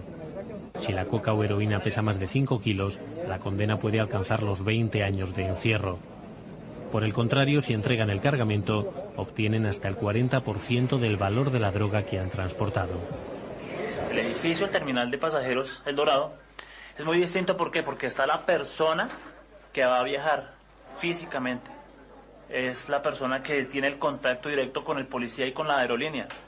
Entonces, ¿qué pasa? La persona presenta su perfil, presenta su sintomatología para ser llevada a un hospital a que le tomen su radiografía. Entonces, ¿qué pasa? Tenemos un promedio de 2, 3 personas capturadas diariamente en el aeropuerto por ser pasadores de cápsulas de droga. Una persona con métale usted unos 10, 15 dedos. Eso es la famosa mula. Se mandan 4 o 5 mulas. Se manda un informante a la aeroportuaria y le dice, vea mano, ahí tal persona va a llegar con tanto, es una mula. Ellos están pendientes de la persona. Viene vestida así y tal. Entonces se montan en el operativo a esa sola persona. Mientras pasa la otra gente. ¿Qué pasa? La policía está esperando, lo es a él. Cuando están ya para pasar, entonces lo dejan pasar. Ahí es donde le echan mano. ¿Qué pasa? Mientras le están echando mano al otro, los otros siguen de largo. Derecho, normal, con tranquilidad, porque ellos ya saben que va a caer uno, pero pasan 3, 4. Es uno de los hechos que yo nunca le he encontrado justicia. La droga se mueve en el interior del país hasta el lugar desde el cual cruzará la frontera. El aeropuerto de El Dorado es uno de los mayores centros de tránsito de droga, a pesar de que por aquí circula en pequeñas dosis. Los narcos desafían continuamente la vigilancia policial. Hemos conocido cualquier cantidad de casos increíbles en el embalaje de la carga que sale a exportación. Tenemos aquí cocaína impregnada dentro del cartón, uno de los sistemas más conocidos aquí en carga. Cuando los agentes sospechan presencia de droga, realizan una prueba de campo con un reactivo químico, la llamada prueba de Scott. El color azul descubre la coca. Se puede ver, si le aplicamos el reactivo de Scott, que da la formación del color. Una característica es la formación inmediata del precipitado azul turquesa. Esa es una prueba confirmatoria muy exacta de que se trata posiblemente de cocaína. El laboratorio de la Fiscalía Nacional realiza el primer análisis a los objetos incautados que han dado positivo a la prueba de Scott.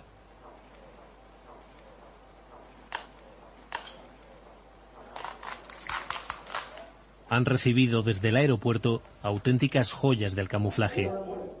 Cocaína en almíbar, en frascos de champú o disuelta en figuras religiosas.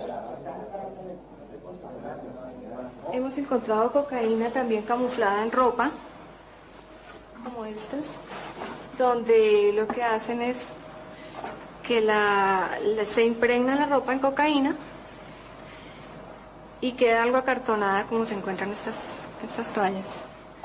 Luego nosotros lo que hacemos es una extracción para determinar la cantidad de cocaína que contienen esas prendas. Para recuperar la droga deshacen la alquimia que elaboraron los narcos. Una vez que hemos separado, que hemos filtrado el cartón, tenemos la droga en solución acuosa. Lo que se hace es, por medio de conceptos básicos de química como solubilidad y pH, es llevar la cocaína a hacerla precipitar por medio de la adición de ciertas sustancias para que se forme la cocaína, o sea, para que pase de soluble a insoluble. Cuando la cocaína se transforma, precipita y cae. La policía colombiana decomisa un promedio de casi 3 toneladas mensuales de coca pura, base y bazuco.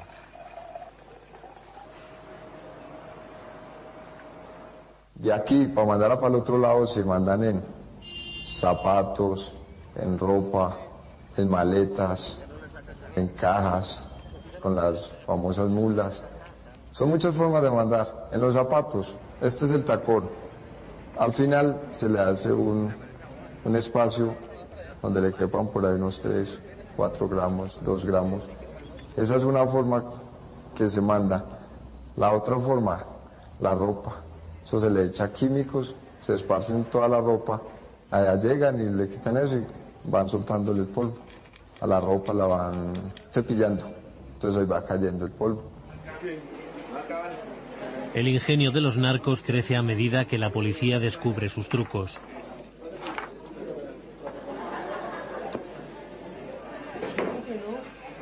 Dentro de las situaciones insólitas que uno encuentra a diario en esta modalidad delictiva, encuentra unas sorpresas, por ejemplo, como esta partitura que iba a ser enviada para el exterior. Obviamente yo no sé leer música, pero le llama la atención a uno las circunstancias a las que recurren los narcotraficantes para poder enviar sus alijos al exterior. Esta partitura se sometió a las pruebas técnicas que nosotros tenemos y resultó impregnada de cocaína. Hay situaciones muy particulares. Por lo menos los pasajeros, cuando van a viajar, pues llevan sus objetos de mano, normal. Los policías le piden una requisa, un chequeo, como decimos nosotros. Ellos levantan las manos, normal, los chequean, pero no se les revisa los objetos de mano. En los objetos de mano podemos encontrar por lo menos esta revista, normal, una revista comercial, pero que en su interior se le ha hecho una caleta y aproximadamente puede coger unos 250 gramos de cocaína. Una persona normal la lleva de esta parte, de la parte de atrás, y usted que lleva ahí, ¿no? Una revista, y hace esto. Tenemos por aquí una pequeña cápsula en madera que son utilizadas en malla para que los conductores se sientan más cómodos. Cada una de esas pepitas en su interior tenía cocaína. Eran aproximadamente 280 pepitas con cocaína en su interior. Tenemos aquí unas tarjetas alusivas al amor. Aquí dice: por fin encontré mi pareja ideal, tú, te amo. Que en su interior traían cocaína. Tarjetas con rosas en plástico, que en su interior tenían cocaína, aproximadamente unos 300, 400 gramos por tarjeta. En un fin de semana hemos estado hasta con 7 personas capturadas en sus diferentes vuelos a las diferentes rutas de crisis o puntos críticos, nosotros los llamamos así, como son los destinos hacia México, los destinos hacia España, los destinos hacia Venezuela.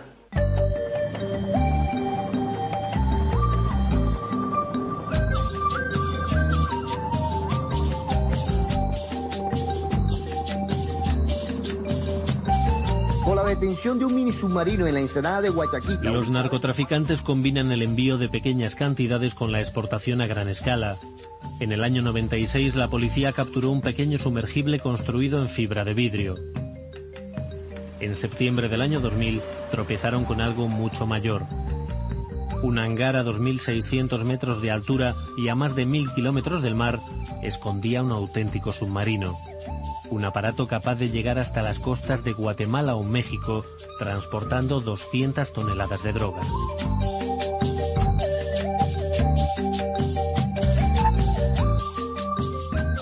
Un embarque en este tipo de aparato es mucho más difícil de detectar, o sea... Es cierto. ¿Cómo puedes? Ahorita yo no sé, ¿eso va a ir a España o va a ir al Caribe? No sabemos. Regina, es la primera vez en la historia, por ejemplo, el de la vez que se descubre un aparato. Es cierto, es la primera vez que yo vi algo como esto. ¿Sí? Para usted es sorprendente. ¿Perdón? Para usted es sorprendente. Oye, sí, estoy impresionado en el trabajo que estaban haciendo estos. Las personas que están trabajando en esto. Están haciéndolo pues los traficantes, los grandes traficantes que están pagando esa cantidad para hacer Es muy impresionado. Se estaba construyendo clandestinamente un submarino cerca de la ciudad de Bogotá. Está el compromiso de la tecnología rusa y la mafia colombiana, los narcotraficantes colombianos buscando alternativas para sacar la droga de Colombia y nosotros buscando todos los medios para cerrarles el paso. Todo empezó fue por una idea de alguien que dijo, hagamos el submarino. Y empezaron. Ya empezaron a manejar, a traer la gente, los expertos, bueno, hagámoslo así, así. Todos empezaron a aportar en dólares, porque la mayoría de cosas se compraban eran dólares. Métale un promedio de 10 millones de dólares, aportaban 2.000 millones de pesos. Así, eran precios. ¿Por qué? Porque era un negocio grande, que si coronaban eso, la plata que se ganaban ahí era altísima. ¿Qué pasó? Entre la gente que había un informante. La persona que estaba dentro un celular, nadie se dio cuenta, y era el que botaba la información. Eso le iban a caer antes, apenas estaban empezando. Pero no, esperaron más tiempo, que ya lo organizaran bien y todo. Ya apenas lo organizaron, como decimos nosotros, el sapo, llamó allá, cuidado que les va a caer la ley. Entonces dio tiempo de métale 1 hora, 2 horas, de que todo el mundo se fuera y se abriera.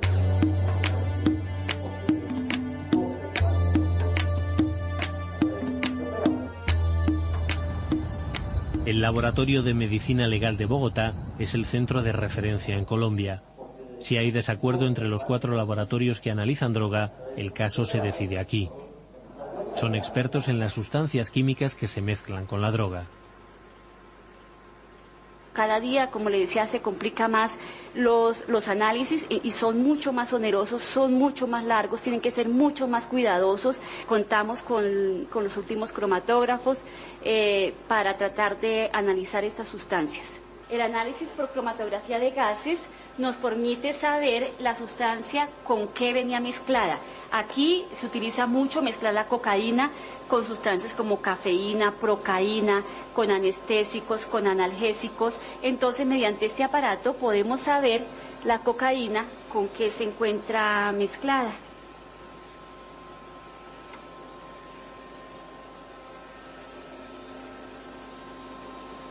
El análisis por espectrofotometría ultravioleta nos hace saber si la sustancia se encuentra mezclada con alguna otra material.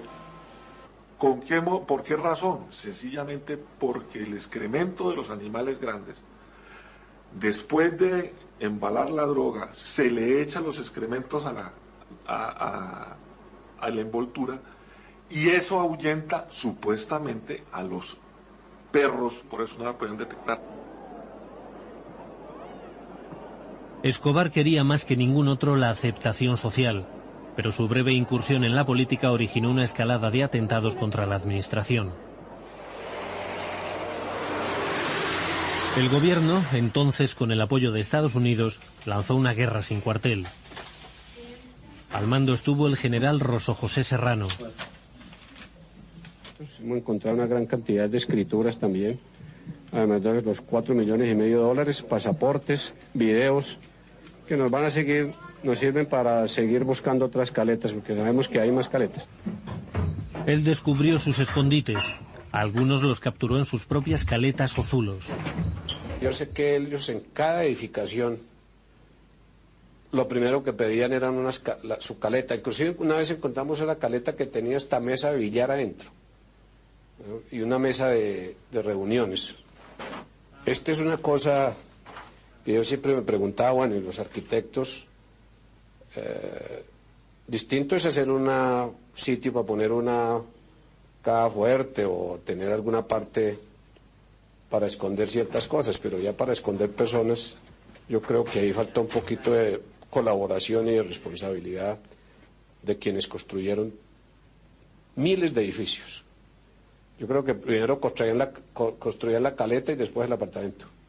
Mi placer era buscar esas caletas, uno sabía, además estaba el cuento, la imaginación, hay caletas, entonces siempre hay caletas, ¿qué tienen? No sé, pero hay caletas. Todas las casas están construidas, tienen espacios como míticos, como escondidos. Lo que más ha llamado la atención de esta sofisticada caleta es que escondido en esta gran pared se encuentra este pequeño alambre. Con solo doblarlo 2 veces, inmediata y electrónicamente se abre la caleta. El alambre de cobre funciona a manera de switch, que emite una señal electrónica y activa el sistema hidráulico de la caleta.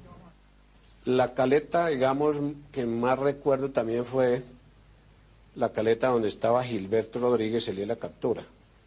Haga de cuenta usted, este era el mueble. El mueble se movía si uno sacaba esta parte y atrás estaba la caleta, ahí estaba Gilberto. Pero había un florero y por el afán de entrar, posiblemente el florero se cayó, el coronel Barragán vio el florero en el suelo roto y le causó impresión y empezó a tocar la pared y, como esto, que ahí suena como si hubiera un vacío. Cuando abrieron la caleta, Gilberto salió con 2 pistolas, él no sabía ni disparar y ahí lo capturamos. La mafia de Cali se caracterizó por ser un poder en la sombra, era el poder en la sombra en muchos aspectos. A diferencia de Pablo Escobar, ellos desde el comienzo decidieron no enfrentar al Estado, sino penetrar al Estado hasta donde pudieran.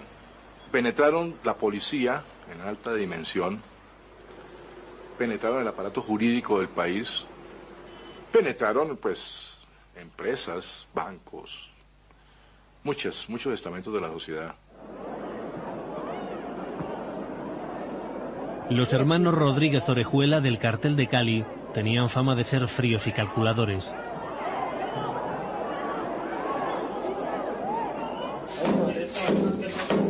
Tras construir la casa y sus escondrijos, solían eliminar cualquier vestigio.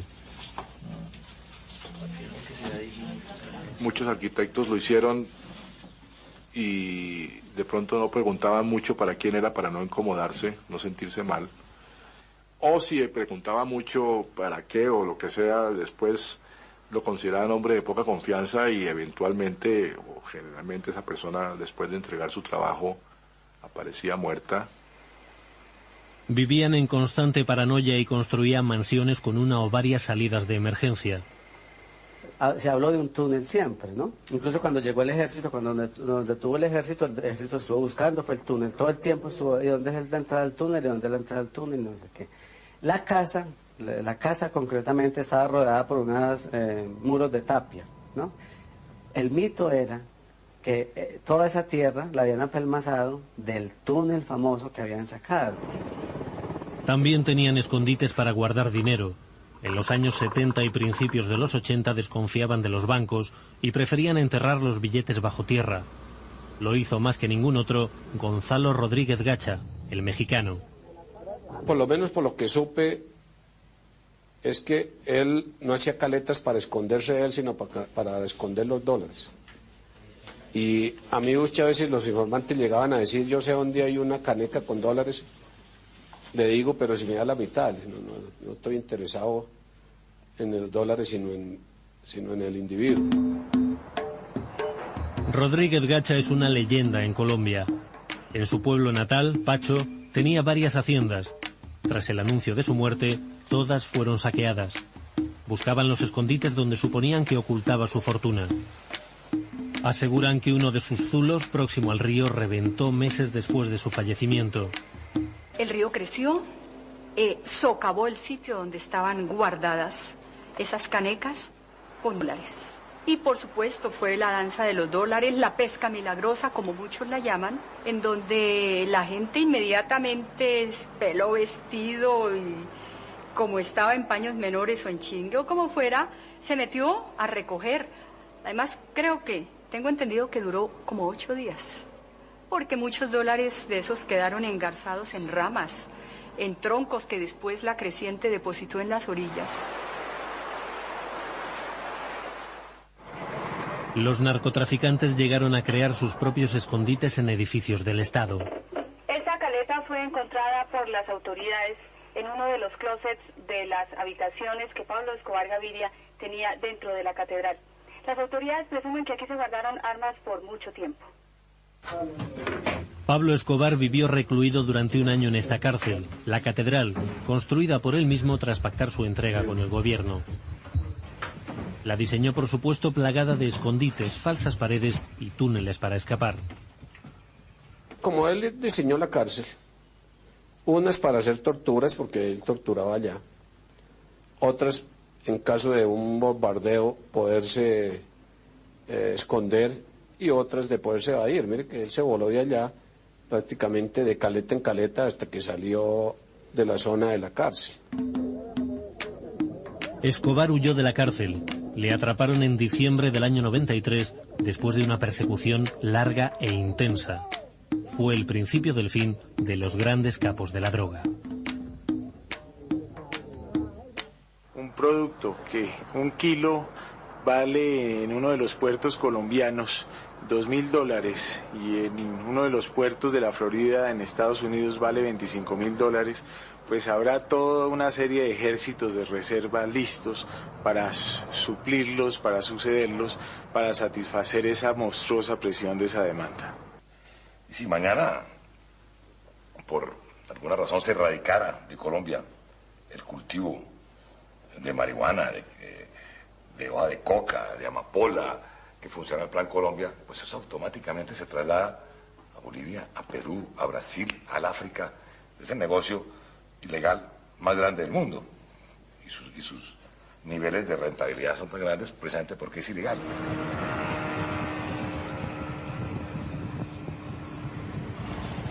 Los grupos criminales que operan ahora en Colombia son distintos de los antiguos carteles.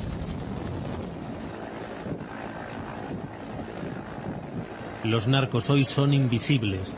Se organizan en pequeños grupos y controlan de forma impecable la ingeniería financiera.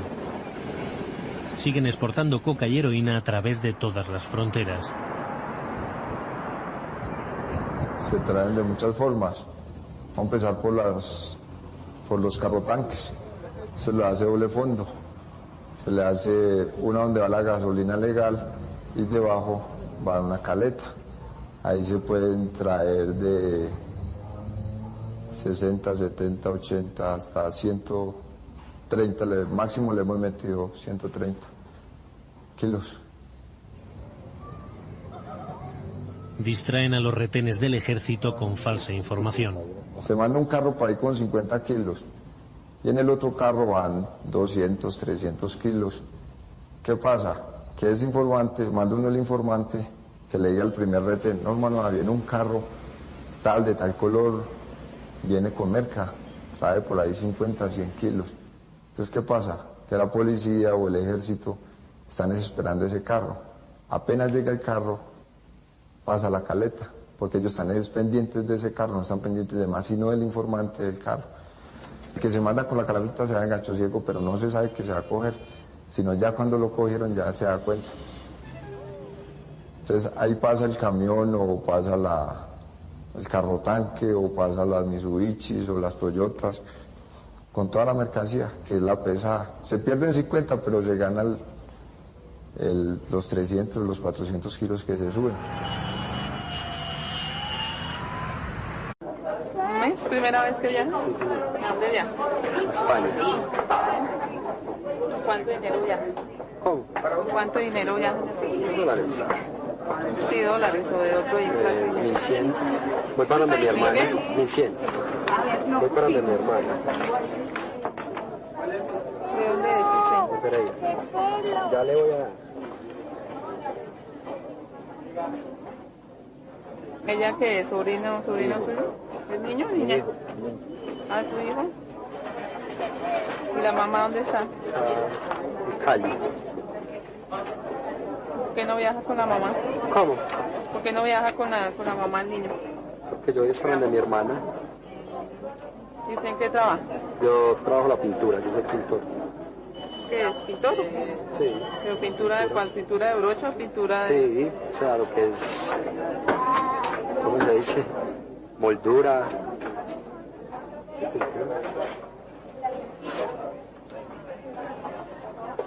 Deja revisar sus zapatos.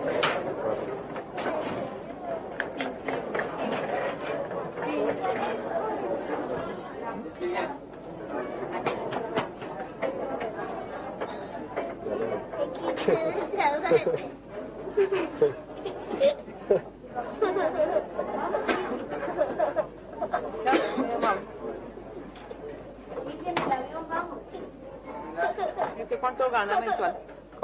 Depende del contrato.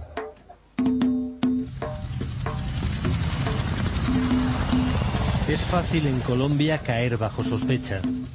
Esta es una generación atrapada en la extensa y tupida red del narcotráfico.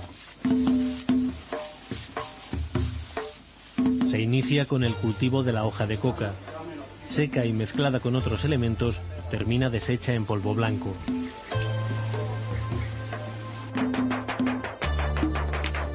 Cada año, según Naciones Unidas, fabrican en el país 330 toneladas. El 95% de la cocaína que existe en el mundo.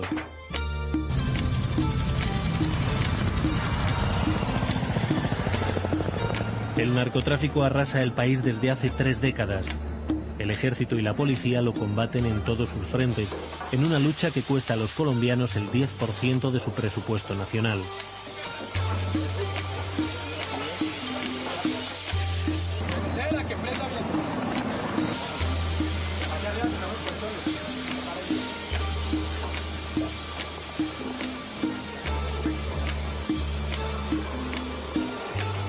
A cambio, la destrucción de laboratorios, la fumigación y la incautación de droga provoca pérdidas a los narcos de más de 30.000 millones de euros, unos 5 billones de pesetas según datos policiales.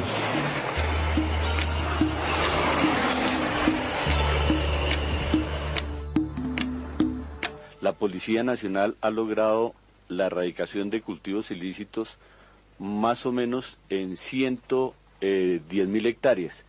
De esas 110.000 hectáreas se ha evitado que prácticamente 700.000 kilos de cocaína no vayan al mercado y los narcotraficantes no han podido recibir, con la destrucción de estos cultivos, con la destrucción de los laboratorios y todos los precursores químicos, ellos han perdido aproximadamente 30.000 millones de dólares. Los narcotraficantes han desarrollado una gran habilidad para crear rutas y escondites. A pesar de las fuerzas de seguridad, sacan toneladas de droga del país. Sigue siendo un negocio inmenso. En Estados Unidos y Europa está valorado en más de $500 millón de euros, 90 billones de pesetas.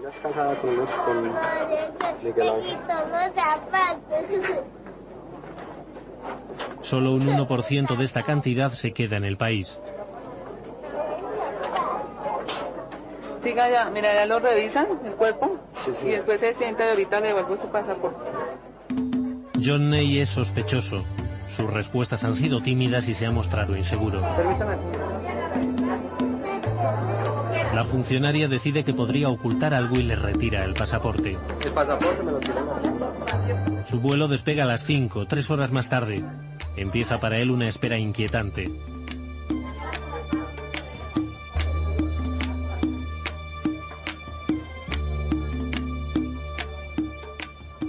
Acabamos de encontrar en un pasajero un perfil con las características de una persona ingerida, mostrando el nerviosismo, mostrando la timidez.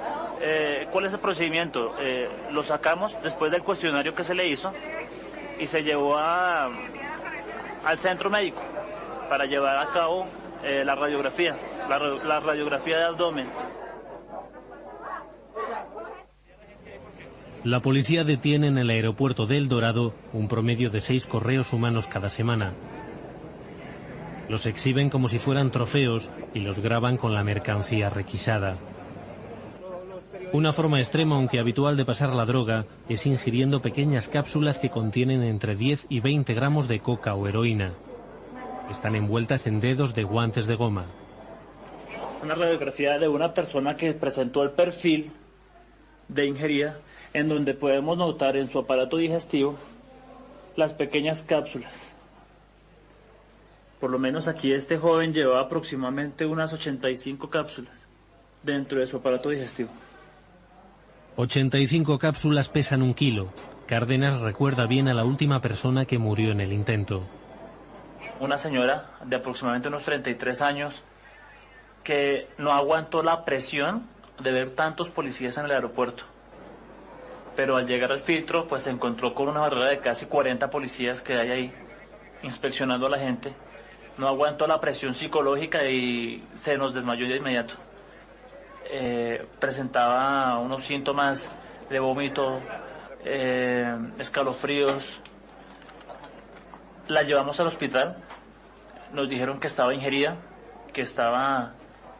con cápsulas de cocaína y que por esa presión y por esa angustia que sufrió, su organismo segregó más ácidos y le hizo estallar una cápsula de estas, fomentándole la muerte instantáneamente. Estas son cápsulas, por ejemplo, de heroína. Son cápsulas que pesan 10 gramos. Con una cápsula que se le reviente a la persona ya muere por intoxicación. Por ejemplo, en el caso de cocaína, por intoxicación con cocaína, o sea que va a morir por falla cardíaca, falla respiratoria. Y en el caso de heroína, pues la muerte es mucho más rápida, ¿no?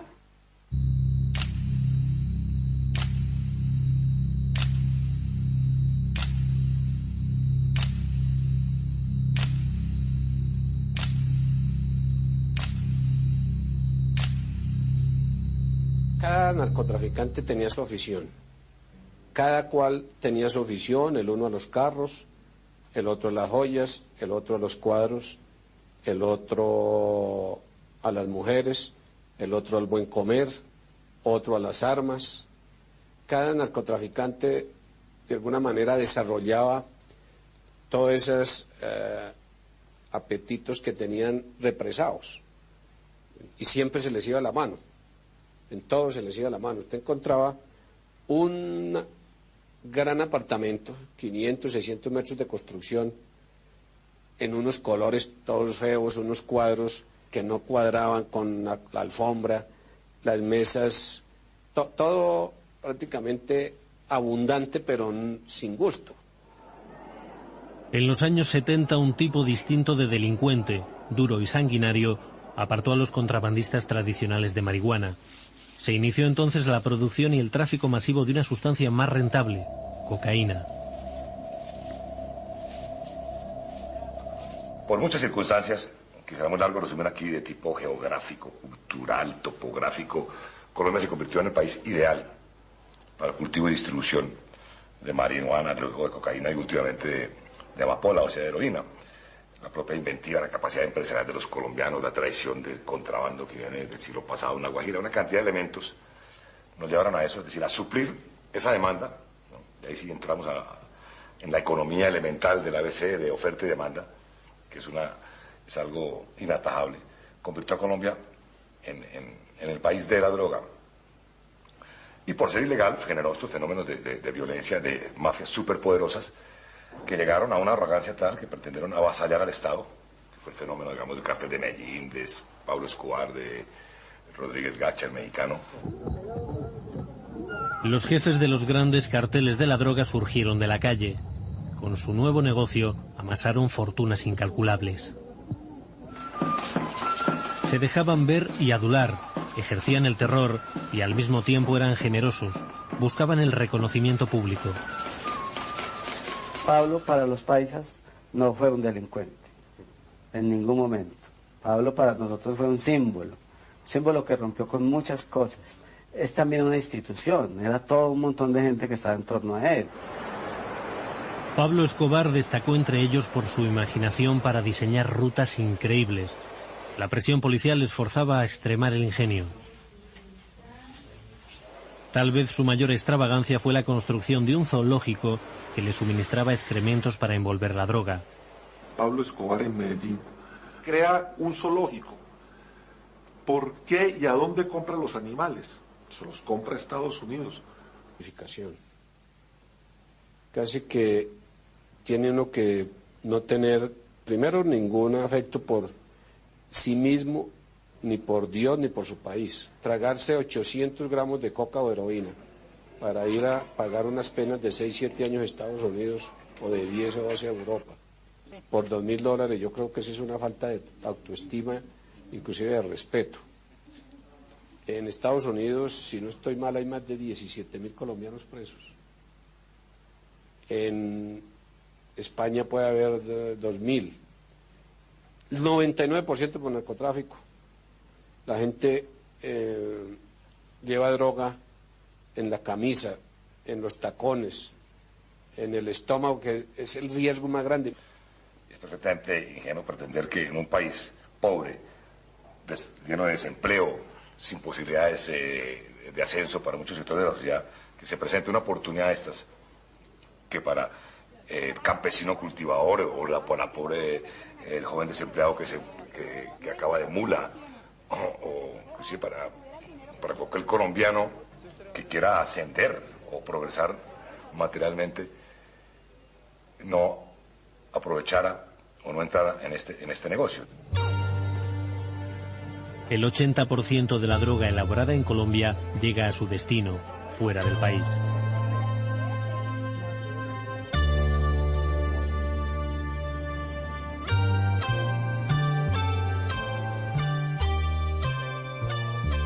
Los casos sospechosos, como John Ney, son conducidos hasta una población a 25 minutos del aeropuerto para someterse a un escáner de rayos X.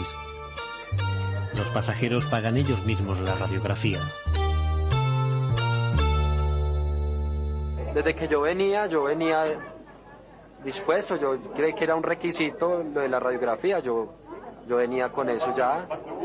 No pensé que era que no se la hacían a la gente, sino que yo sabía que había que hacer la radiografía. Entonces yo cuando me dijeron, yo normal, nada de anormal. ¿Qué pasa donde el pasajero no quiere hacerse la radiografía aquí en Colombia?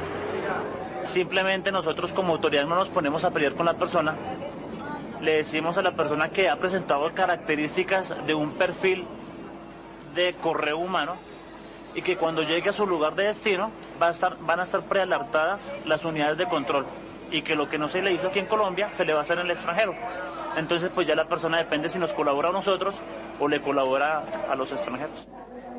John Ney no ocultaba nada en su estómago. Podemos notar aquí en la radiografía donde en su organismo, su parte digestiva, no encontramos ningún elemento. Tras el interrogatorio, el registro, la radiografía y el pago de la prueba, el equivalente a 2 días de su trabajo, se dispone por fin a salir del país.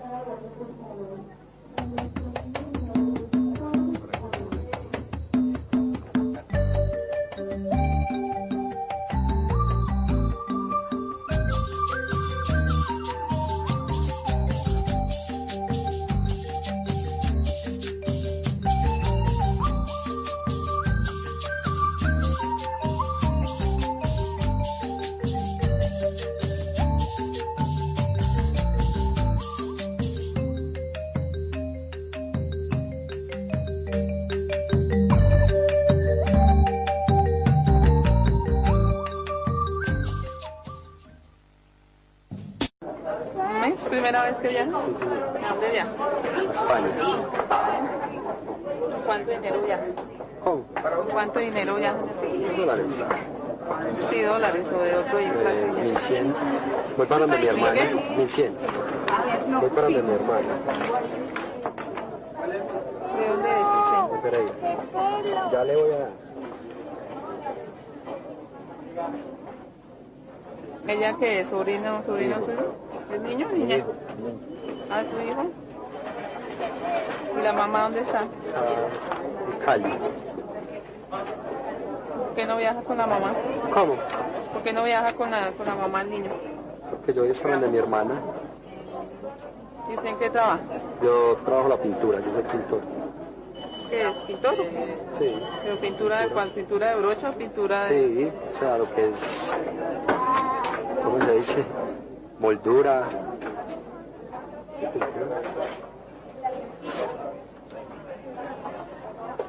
Deja revisar sus zapatos.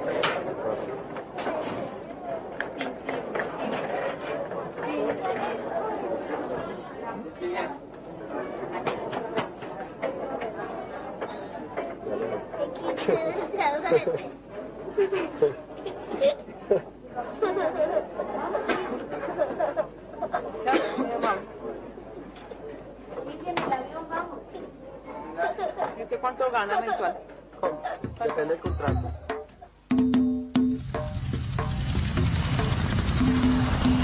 Es fácil en Colombia caer bajo sospecha. Esta es una generación atrapada en la extensa y tupida red del narcotráfico. Se inicia con el cultivo de la hoja de coca.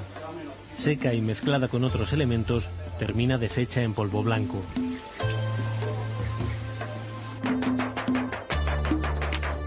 Cada año, según Naciones Unidas, fabrican en el país 330 toneladas.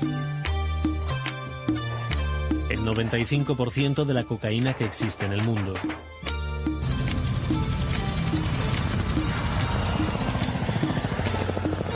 El narcotráfico arrasa el país desde hace 3 décadas.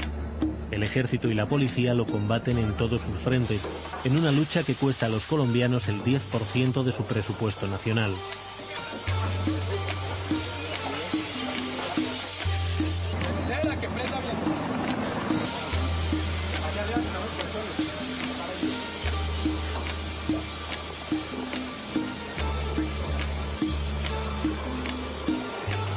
A cambio, la destrucción de laboratorios, la fumigación y la incautación de droga provoca pérdidas a los narcos de más de 30.000 millones de euros, unos 5 billones de pesetas según datos policiales.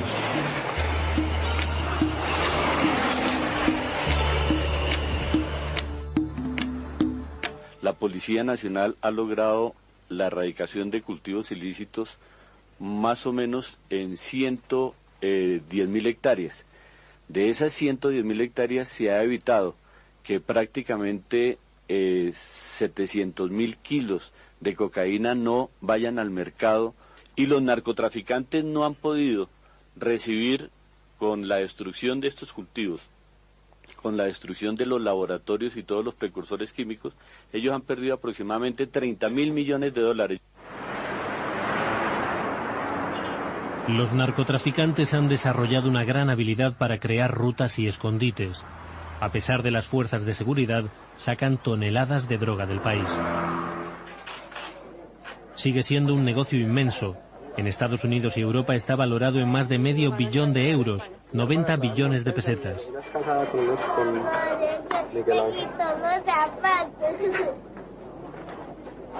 Solo un 1% de esta cantidad se queda en el país. Siga ya, mira, ya lo revisan, el cuerpo, y después se sienta y ahorita le devuelvo su pasaporte. John Ney es sospechoso. Sus respuestas han sido tímidas y se ha mostrado inseguro. Permítame. La funcionaria decide que podría ocultar algo y le retira el pasaporte. El pasaporte me lo tiran. Su vuelo despega a las 5, 3 horas más tarde. Empieza para él una espera inquietante.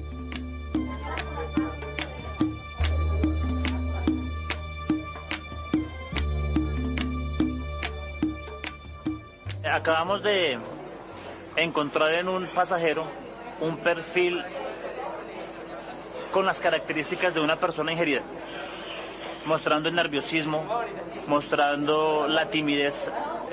¿Cuál es el procedimiento? Lo sacamos después del cuestionario que se le hizo y se llevó al centro médico para llevar a cabo la radiografía, la radiografía de abdomen. La policía detiene en el aeropuerto de El Dorado un promedio de 6 correos humanos cada semana. Los exhiben como si fueran trofeos y los graban con la mercancía requisada. Una forma extrema, aunque habitual, de pasar la droga es ingiriendo pequeñas cápsulas que contienen entre 10 y 20 gramos de coca o heroína. Están envueltas en dedos de guantes de goma. Una radiografía de una persona que presentó el perfil de ingerida, en donde podemos notar en su aparato digestivo las pequeñas cápsulas. Por lo menos aquí este joven llevaba aproximadamente unas 85 cápsulas dentro de su aparato digestivo. 85 cápsulas pesan 1 kilo. Cárdenas recuerda bien a la última persona que murió en el intento. Una señora de aproximadamente unos 33 años que no aguantó la presión de ver tantos policías en el aeropuerto. Pero al llegar al filtro, pues se encontró con una barrera de casi 40 policías que hay ahí, inspeccionando a la gente. No aguantó la presión psicológica y se nos desmayó de inmediato. Presentaba unos síntomas de vómito, escalofríos. La llevamos al hospital, nos dijeron que estaba ingerida con cápsulas de cocaína y